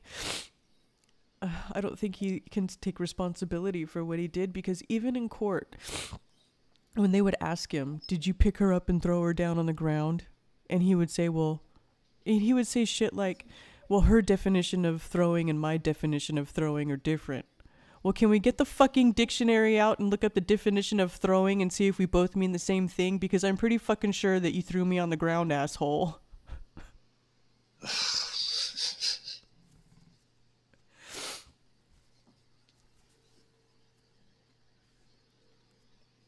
I don't know, no, ADR, I don't know if he was abused as a child. He never told me he was, but he watched his dad beat up his mom.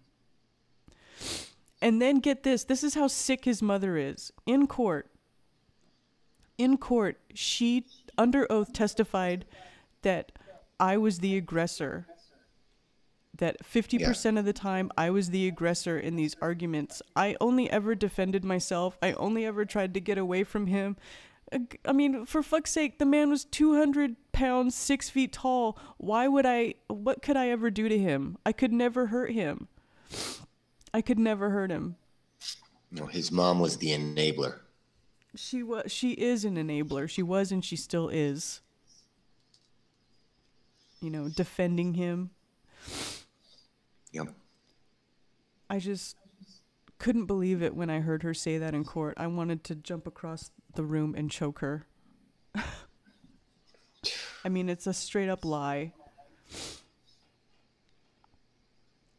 It's just a straight up lie. I never hurt anybody. I never even got in fights in high school. I've never been the aggressor in a fight or an argument ever. I only ever tried to defend myself. Or I only ever tried to get away.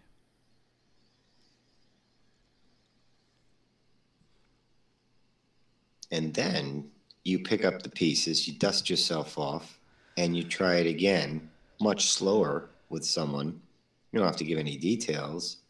And you caught it early, right? Yes. Now, though, I do know the warning signs. I do know what to look for. When they start telling you what to do, who you can talk to, whether or not you can go out. I was never allowed to go out. I didn't make any friends except for my neighbor that lived right next door. Once the children got old enough to go to school, I started talking about, well, maybe I can go back to school and learn something new because the job I had before doesn't exist anymore. And, you know, I wanted to learn something new, and he wouldn't let me go to school. Oh my God. I couldn't even go to school. Jesus. I hardly ever went out, on my own. I mean, seriously, once a year, if that. I still don't, I've been living in this little town that I live in. I've been living here for since 2011, so 7 years, and I still don't know anybody here. I hardly know anybody here. And it's not a big town. I have the exact same story. I've been here about 9 years, and I pretty much don't know anybody here. Kind of a, it's not about me though today, but I do get it. I do understand.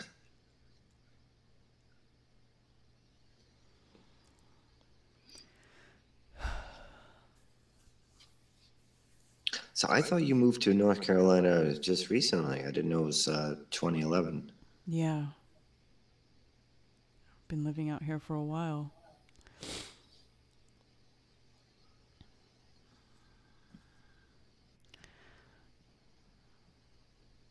It is a nice house, but like you said, if you're miserable inside of it, it doesn't matter what it looks like. Yeah.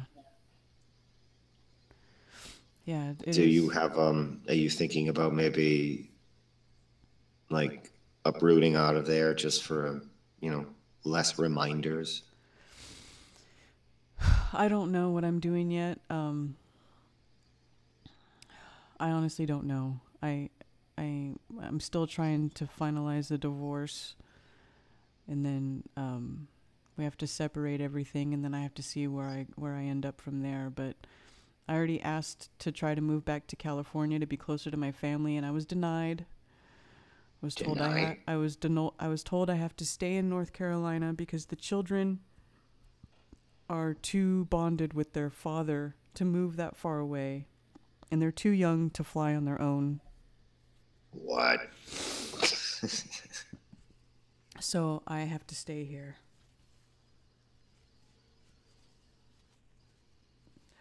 But it's because I didn't, I don't have a career. I haven't worked for 7 years. I can't just go, line up a job in California and a place to live very easily. I don't have that ability. So I'm stuck here. Well, maybe you do have to go back to school, or just some kind of maybe a 6-month training in a certain area, something you can probably handle. You can handle anything, but, something that you would want to handle. You may be able to work online from home. It doesn't matter where you live. Yeah, maybe. I don't know. I'm sure I'll figure it out. I'm not really worried about it right now. Yeah. But yeah. So that's my story. That's how I ended up here. I can't believe you're going through that and the whole Flat Earth thing at the same time. Like, my God. Yeah. You know what's funny is like I said, I had all these premonition dreams about him before I married him. Like, I really, truly, honestly believed I was supposed to marry that man and be with him forever. And I still think what happened was meant to happen, because honestly, if I hadn't, gone through all that and ended up where I was, that's what led me to waking up to the truth, to the deceptions, to Flat Earth. That's how I ended up here. I woke up here in North Carolina. And then a big eclipse comes. Yeah. Yeah. So now my life has taken a completely different direction, and now the things I used to want to do are things that I don't necessarily want to do anymore. The things I used to care about, I don't necessarily care about anymore. Now I care about other things.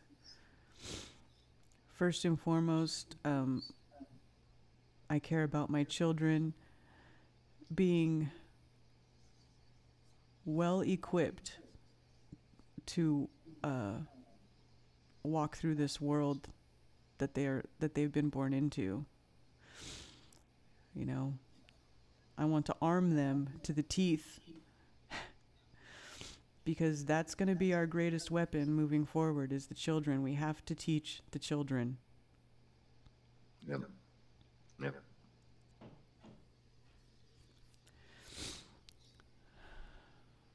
So now that's my new job, to make sure that my children are prepared for what they are about to step into, and hopefully waking up more parents to what's been going on so that they can in turn teach their children, because that's where things are really going to change. That's how it changed into the way things are now, because they got a hold of the children and they taught them the things that they wanted them to know. But now we're in a position where we can teach the children what they need to know, where we can tell them the truth and we can make them aware of what's going on. And then they can most likely be the ones to change things faster than we can. Hopefully. Well, we're still going to be around to help them, I'm sure, because we're looking out for ourselves a lot better now, too. Yeah. Who knows? Who knows how fast it's going to go? Who knows how slow it's going to go? But I'm glad to have you, you know, in this community, and to, you know, share your work and your efforts and your stories like this, that you're helping people in all kinds of ways. I hope so. And everybody's appreciative. You're getting nothing but great support in the chat. And I mean, nobody has anything bad to say about you. Nobody ever, I've never heard. And the people who do say what they say, well, they're children on the inside. We know that. And you're bulletproof now.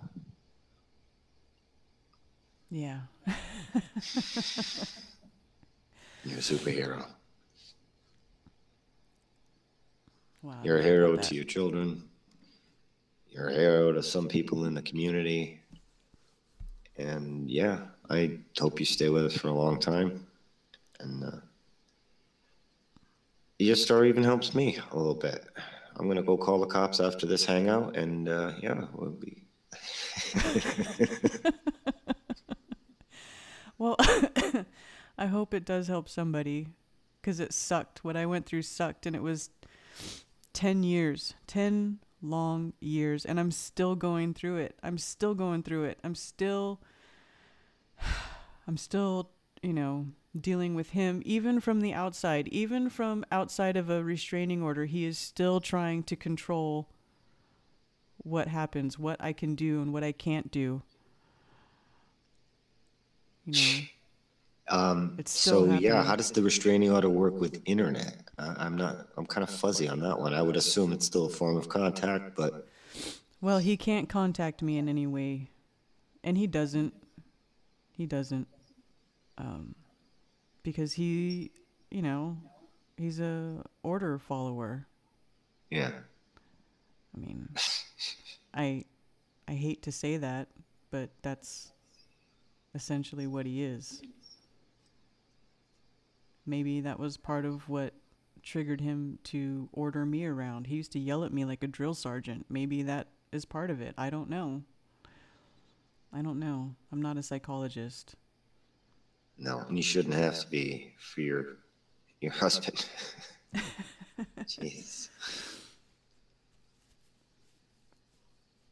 Yeah, we're in a society that's, well, it's very screwed up, to say the least. And my conspiratorial mind likes to say, you want to take down a country, you can do it one family at a time. You break down the family, you break down the country. That is so true. And it seems like we've been attacked at the family level. Absolutely we have. Absolutely. I tried to tell my partner that too. Like, do you see, like, this is what they want for all these families? They want us fighting about nonsense. They want us bickering and arguing about nothing, and feeling insecure, and just hating ourselves, and blaming ourselves, and guilt, and blame, and passing the blame, and the television, the culture, it's learned behavior. People see, they observe it, and they absorb it, and they start to repeat it. It's like an infection. Yes. I say, turn the TV off, turn it all off. It's nonsense. It's just theater. What's real is right in front of you. Well, it's more, the most important thing is family and friends and love, and everything else is an illusion. That is true. It's true. And whenever you hurt somebody else, and I realize this now more than ever, whenever you hurt somebody else, you are hurting yourself. You might as well be hurting yourself, because that's, you know, everything is connected. We're all connected. And if you can't love yourself, you can't love anybody else. Absolutely. Absolutely. If you cannot love yourself, how can you love anyone else? You know, I hate myself, but I love you. That doesn't make much sense. If you're treating yourself like shit, I wonder how you're going to treat me, who you love. It's just, no, very important to be able to tell or identify how somebody feels about themselves. Right. Right. I hope you're not hating yourself or anything. You didn't do anything wrong. I don't hate myself, but it's really hard to not, it's hard not to blame myself, because that was one thing, like after this all happened, I had to go to group counseling sessions for abused women. And Yeah, group man, therapy. I really didn't want to go, but I did go, and listening to these other women's stories, oh my God, dude. And you know what else killed me? When I first went to court for the domestic violence part, and you know, you have to go in there with all the other domestic violence cases, I sat there in court and I watched woman after woman drop the charges against the men who abused them. I was the only woman in court that day who said I was continuing with the charges. I'm the only one that day, anyway, who didn't dismiss it. It is rare. I've seen women with casts, broken ankles, broken wrists, black eyes, rewired jaws, and that, but I still love him. Like, what? No, I think you don't love yourself. That's why you're allowing it. In those extreme situations, like once it gets to that point, like wired jaws, and wow. And you didn't hesitate when it got to that level of point of no return. And a lot of these women don't do that. And it just escalates. It always escalates. One broken ankle, well, then it'll be a broken leg. Then it'll be a broken leg and a broken arm. It's going to keep escalating. Yeah. And that's what people kept telling me. It's only going to get worse. That's what they kept telling me. It's only going to get worse. Yep. And it did. And eventually these women become enablers by doing this relentless forgiving for these things. It does enable the husband to keep, okay, well, if I got away with a broken arm, we'll try the leg next.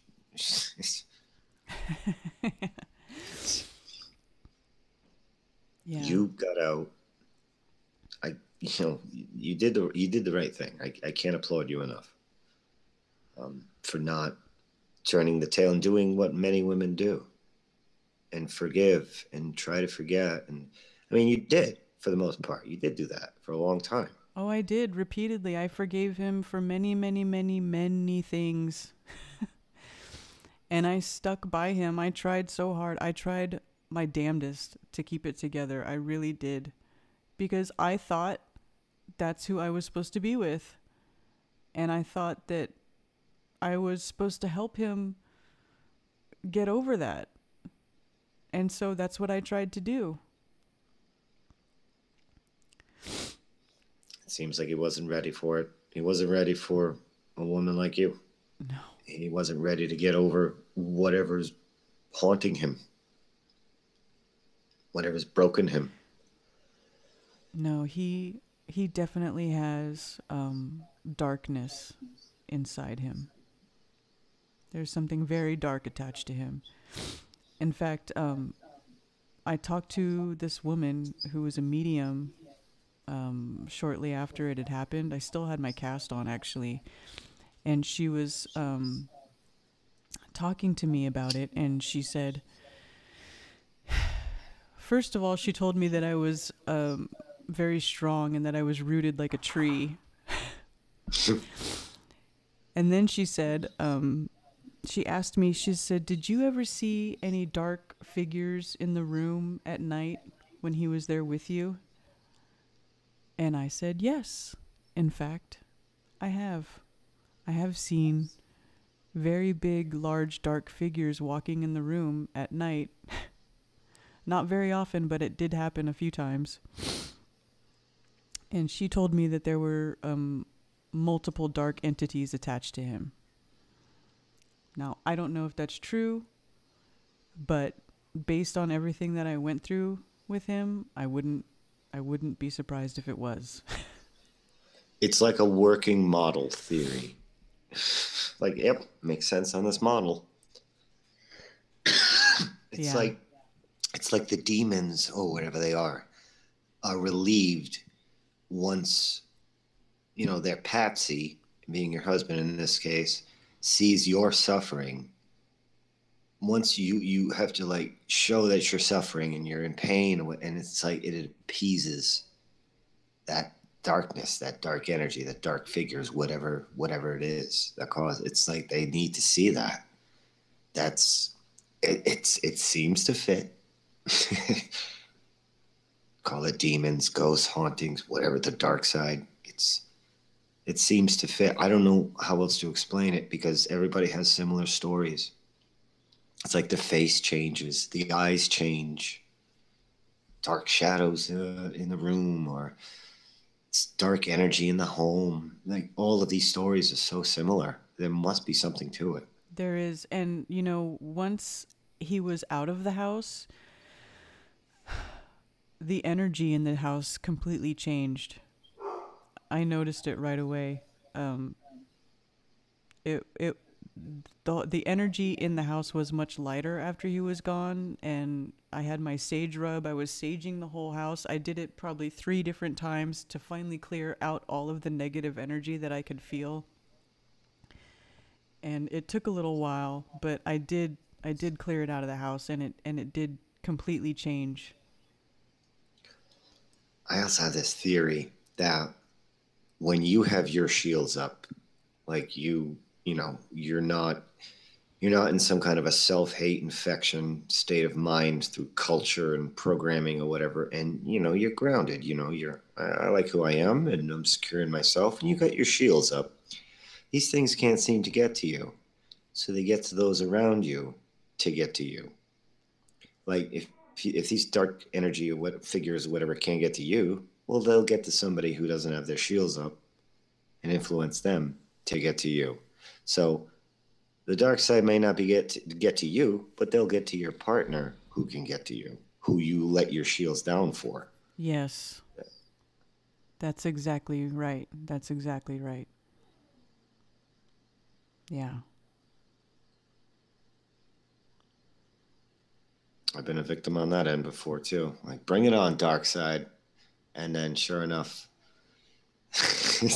it brings it on through whoever I'm with, who I let my shields down for. And there it is. It's my vulnerable spots. where they can get to me. Yeah. I feel like maybe this all kind of prepared me for what I'm doing now. You know, it's like I said the same thing. because as flat earthers, don't we get so much, we get attacked so much. Constantly. I get the most hateful comments. You know, don't breed, you're an idiot, you're a twat, you're retarded. Yeah. All these horrible, everybody says like the most horrible things you can think of. That's the kind of, you know, messages we get almost on a daily basis. And none of it sticks to me. It's all of it is just whatever. It's just, Yeah.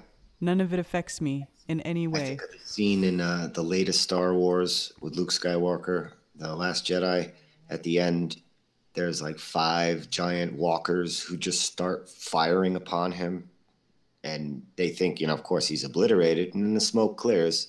He looks up at them and then just wipes the dust off their shoulder like, eh. And that's what it feels like for us when, you know, you go through those battles and then now you're getting berated and attacked and ridiculed. And it's like, eh, from what I've been through, it's nothing. That's right. Like, what else you got? Yeah, it does feel like some of us were in training for this, maybe. I don't know. It does fit. It's just You know, when I was preparing for this stream, I got all my pictures together. Like I have all my broken arm pictures, my X-ray pictures. I was gonna show them, but I didn't even show them. But that's okay. I don't think I need to. I think we got a nice mental image. Yeah. I think it's better that I didn't. Yeah, I like this way. You know, you didn't have to get all graphic. Although it does have an impact when you get graphic, but I didn't think you needed to. No. It's just fine. I saw it all in my head as you were telling it. Yeah. You tell a good story. You know, you might be able to write something about it, maybe. Maybe put it out there. I mean, I guess some women do that, but get it all out in a book. Get a pen name. Maybe. Maybe I will. My dog's going nuts. I know it's not something you want to really relive. Writing a book relives it. Telling the story relives it. Yeah, but I mean, yeah, it is hard to go back and talk about it. I mean, look, I've been separated for a year, and I still, even before I even started this stream, I was crying about it. I mean, it still affects me very, very deeply. I mean, you know, I'm over. I already mourned the loss of my husband. Like before we even separated, it's like I had already mourned the loss of that person. I had cried so many times because of the things that he was doing to me and how much he was breaking me down over the years. I cried and I cried and I cried enough for 10 lifetimes. I already mourned the loss of him. So, you know, when I was that last little bit of time when I was still trying to make it work, I was like, okay, well, you know, he wants to go to counseling. He wants to try. We have these children, this home, this life that we've started building together.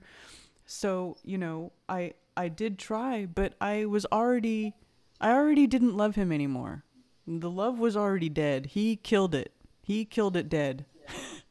You know, yeah. And I had already mourned the loss of all that.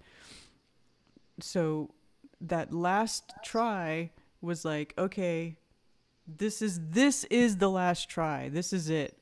And, you know, like I said, you know, I finally got him to do counseling. He didn't respond well to it. I asked the universe for help, and here I am.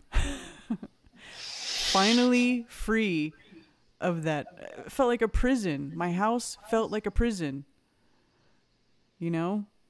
A beautiful house, but it was just, it was like there was always a darkness in it. I could never enjoy it. I could never relax in my own home. I never knew what was going to set him off. I never knew how far he was going to take it. You know? It was always just this lingering worry in the back of my mind, and now that's gone. I don't have to worry about it anymore. I don't have to worry about what I say, or, you know, if I, you know, start talking about the wrong thing, you know, I don't have to worry about it anymore. I can be myself again. And I can be a mother to my children now that they need. It feels good, doesn't it? Yes. Yes, it does. You earned it. And you came out of it bulletproof, stronger, new set of eyes. And now you can be a teacher to others.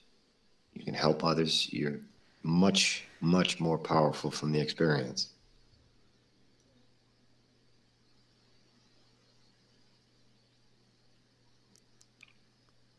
You can do whatever you want now. You know?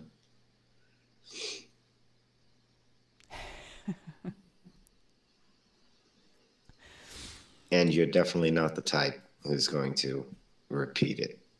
Oh, no. And that's one of the best parts of your story. Yeah. So many times they just get somebody else just like it and go right back to it.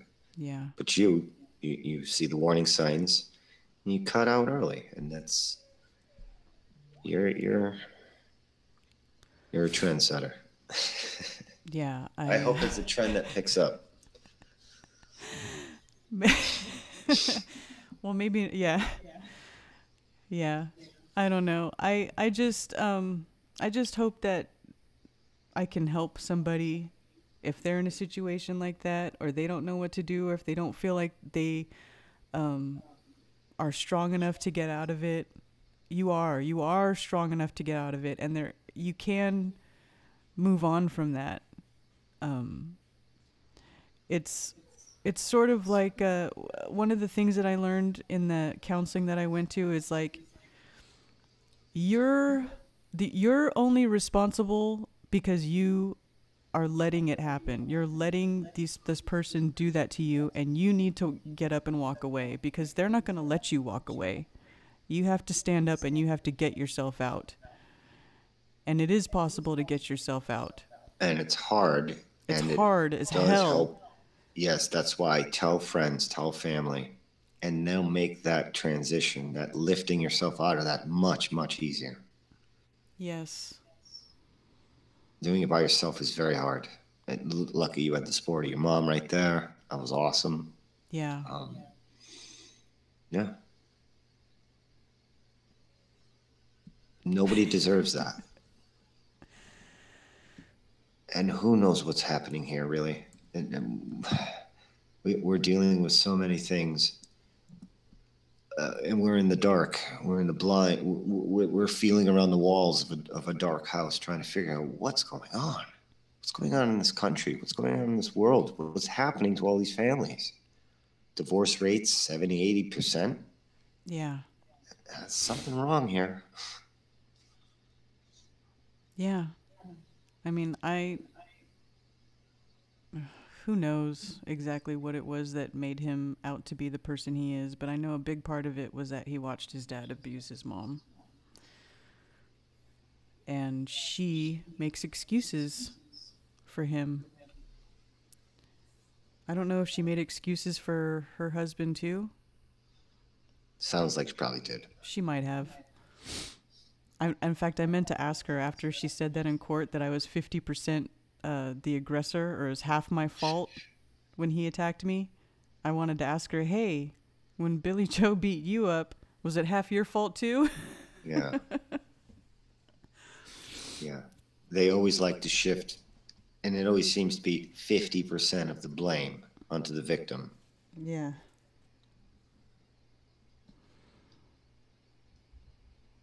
Yeah. And then you start thinking, is it half my fault? He starts getting gaslighted, and these people make you nuts. Yeah. Oh, Lisa says, I'm sad. I'm sorry. I knew this was going to be kind of a depressing stream. It is a sad story. Look at me. I was a hot crying mess through most of it, but look at it has a happy ending because Great ending. it has a happy ending because now I'm free. I'm free from that. I don't have to put up with that anymore. And my children don't have to watch me put up with it anymore. Definitely a good story with a great ending. The way, you know, you hope it goes for everyone. But like you said, they dropped the charges. I say it all the time. Yeah. Don't drop the charges, man. If you're a woman, or even if you're a man, men get abused too. If you're being abused by anybody, don't and they get arrested, don't drop the charges. Hold them accountable. You have to hold them accountable, because if they're not going to be held accountable, then they're going to think that they can keep doing it and keep getting away with it. They have to face themselves. They have to own up to what they're doing. They have to be forced to take responsibility for what they're doing, because if they're not, then they're just going to keep doing it. And even if you get away from them, they're going to do it to the next person too. Yep. So not speaking up, you're kind of enabling the abuser to harm someone else in the way they harmed you. I know you can't be thinking about everyone else's welfare when you're trying to take care of yourself and recover, but yeah, that's just a positive side effect of you speaking up for yourself, honestly. Yeah. Speak up for yourself, stand up for yourself, get yourself out of that situation, ask for help. There's actually a lot of resources, temporary homes, shelters where battered women can go. There's resources that you can go to that will help you. And I'm sure even if you just told a friend or your mother or whatever, that they would help you, that they would, I would, if I knew somebody else that was going through this, I would happily accept them into my home and help them get away. Happily. Because no one should have to deal with that. No one should have to go through that. And the best thing you can do is hold an abuser accountable for what they do to you. Yep. Don't feel bad if they have to go to jail. They deserve it. I was so happy when the officer told me. I said, is he going to jail? And he said, yeah, we got him in cuffs right now. I said, thank God. Thank God. It's about time. It's about time.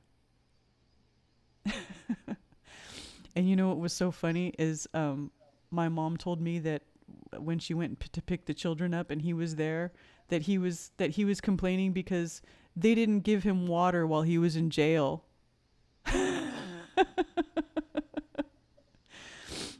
Can you believe that? They wouldn't give me any water while I was in jail. They probably did that on purpose. That's one time I don't mind cops being like that. Yeah, exactly. Exactly. That's one time when the cops can actually help you. I worked with this girl back when I was 25, and we were working in a group home at the time for mentally challenged adults. It was like 2 of us and like 4 of them.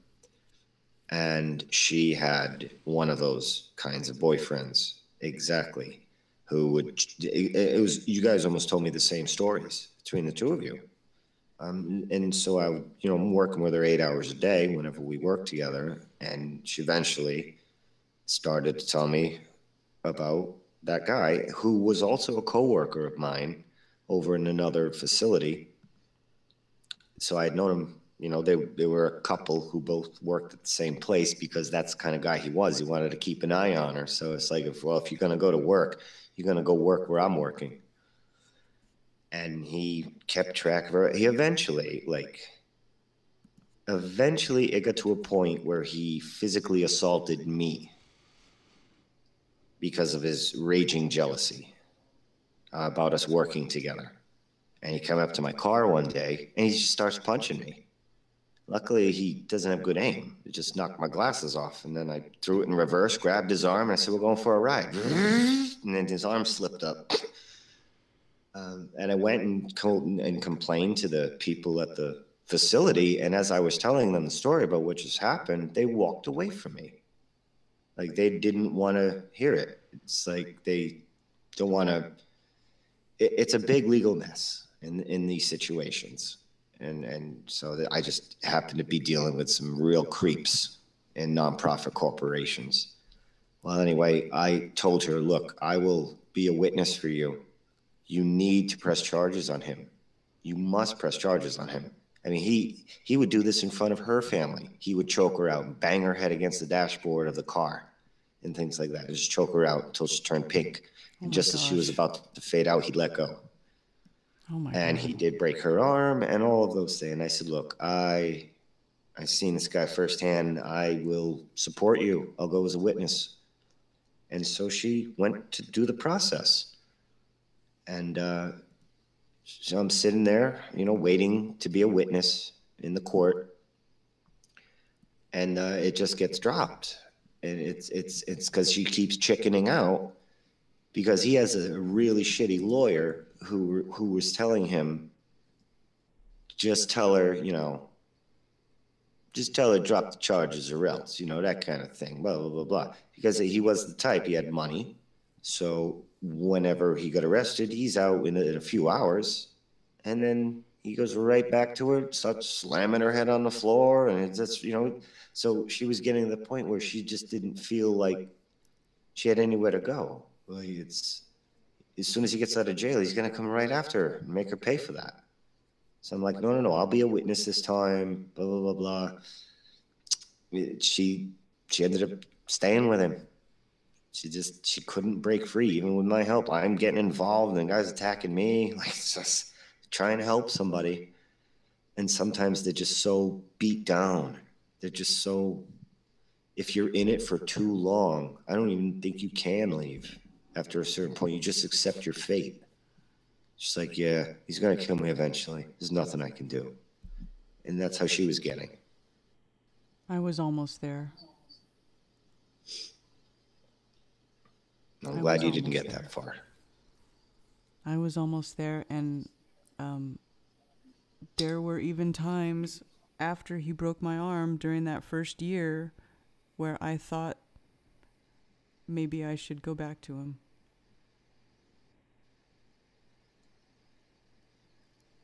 No. Of course, I didn't. I snapped out of it pretty quick, but I did have those thoughts because, it's scary. It's really scary. I mean, I'm 41. I've been divorced twice. I've got 3 kids.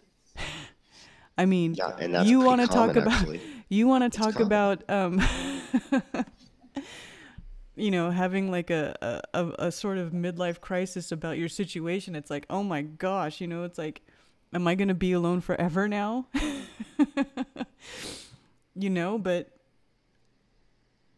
I think we're all going to all of us who've been in these abusive situations, I think we're just going to settle with somebody someday where we just have one hand on the gun at all times, and we're going to take it one step at a time. We're all going to be like, okay, we're all going to be like on edge. Just, hey, we just want like a business partner with benefits. Nobody's going to call it marriage anymore. No locked in anything. We're going to figure out a new paradigm to work with this broken system we have, I think. We'll figure out a new way of having a relationship with somebody that you still keep it at arm's length away, just in case, Well, I think I'll always be I'm not really looking for a relationship right now. I just want to get divorced. I just want the divorce to be final, and I just want to move on with my life. Yep. I just want to just move on and be happy. I don't know what life has in store for me now. I don't know where I'm going to end up. I just know that I don't want to stay where I've been. Well, you can always go in the woods and ask the universe. I think I might. I might go in the woods and ask the universe some more questions. I need more help.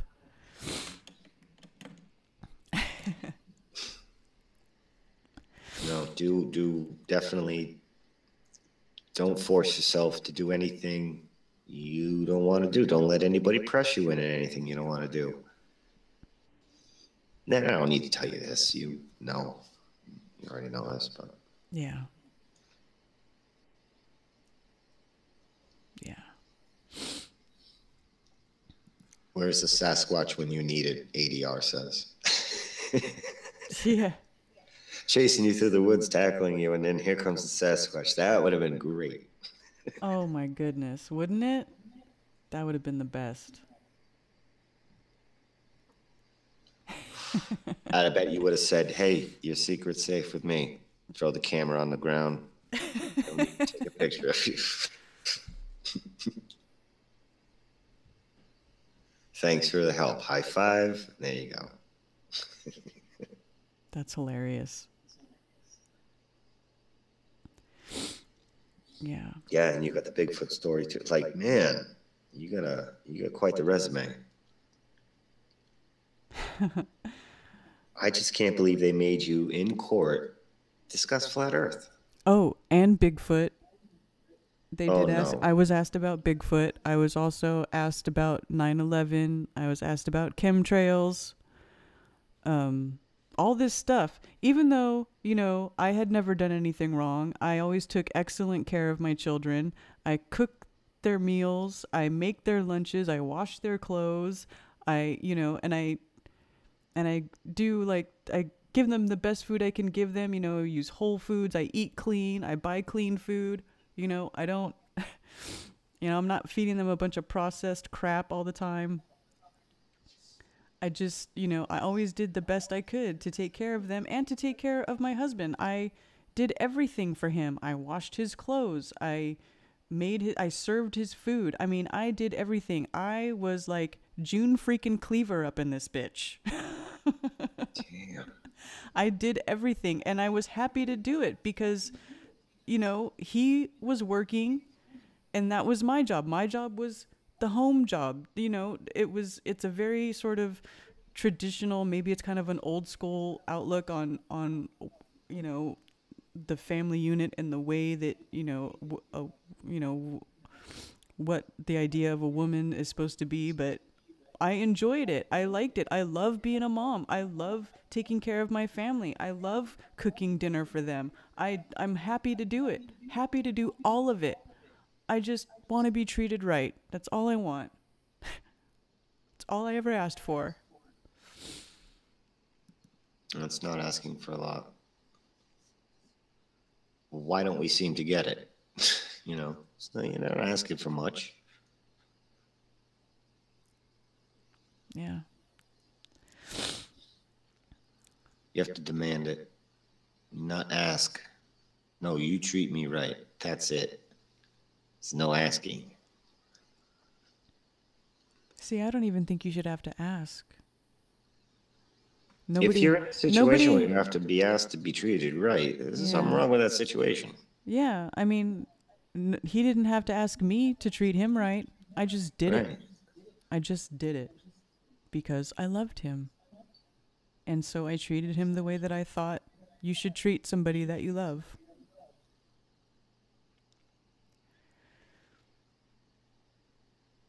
Oh, and then a lot of times they like to take your bad reactions to their actions and use that against you. Oh, yeah. Yeah, he did all that stuff. Yeah. It's like, well, I wouldn't have had that reaction if you Yeah. didn't do your initial action. Right. It was always me. It was something I did that caused him to hurt me. Yeah, yeah. Right? Putting the cart ahead of the horse here. How does the reaction cause the action?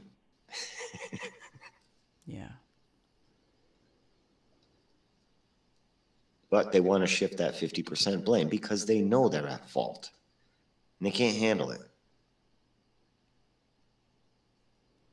That's right. That's right. And enough gaslighting breaks you down. It really does. Yes. Yes. You just get exhausted. Just It was exhausting. It was extremely exhausting being in that relationship. It got to the point where I just didn't try anymore. Yep. Yep. Which is probably why things ended up getting so bad as they did, because I stopped trying. But it's all for the best in the end, right? Yep.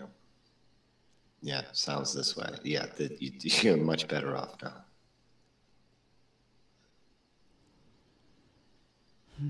Anyway, thank you, Jibby, for joining me while I tell I was honored to be invited. My story, and for the moral support. And I want to thank everybody who actually listened to this whole blithering mess of a live stream. It was awesome. It's a great story. I really sincerely hope that it helps somebody, whether you're on the receiving end of abuse or even if you're somebody who is abusing somebody, hopefully you'll realize what you're doing and you'll get help. Get help, because even abuse, they can get help. If you really want to fix yourself, you can. You just have to want to do it. You have to want to do it. Right. As bad as you might think you're broken, no one's beyond repair. No one's beyond love. No one's beyond, well, maybe sometimes, but no, seriously, on both sides of this, no one's beyond repair. If you really, really try, most people do get what they want. You're trying, you'll get what you want. Well, I don't know what I'm trying to say here. Like, if you want your relationship to work, put that effort into it. Yes. You put the effort in, he didn't. Yeah. I mean, if you both want it to work, you can make it work. I believe that. I believe if you have a really strong relationship and you both want it to work, you can make it through probably just about anything, but you both have to want it. One person can't carry that on their own, and I was carrying it on my own for so long, and I just couldn't do it anymore until everything broke. And so now here I am on my own again, and I'm okay with that because I'm happier now, definitely happier now than I was a couple of years ago, by far, even being alone. Yep. People are so afraid to be alone, but yeah, I was afraid to be alone. I mean, after being married for that long, it's a long time. I was not used to being alone. I'm still not used to it. I still kind of, if I'm all by myself, it's still kind of weird. But I'm getting more accustomed to it again, and I think it's going to be okay. We're going to be You're okay. definitely going to be okay. So anyways, I think I should probably end the stream now. It's been almost 3 hours, and Wow. I know. Flies. Anyways, thanks again, Jibby. I really appreciate you, your support in this, and everybody in the chat. Thank you, and I don't know what else to say. I love you guys. I love you all, and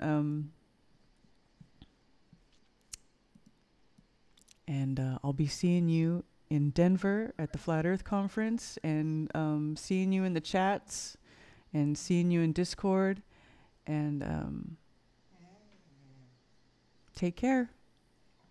Bye, guys. Thanks.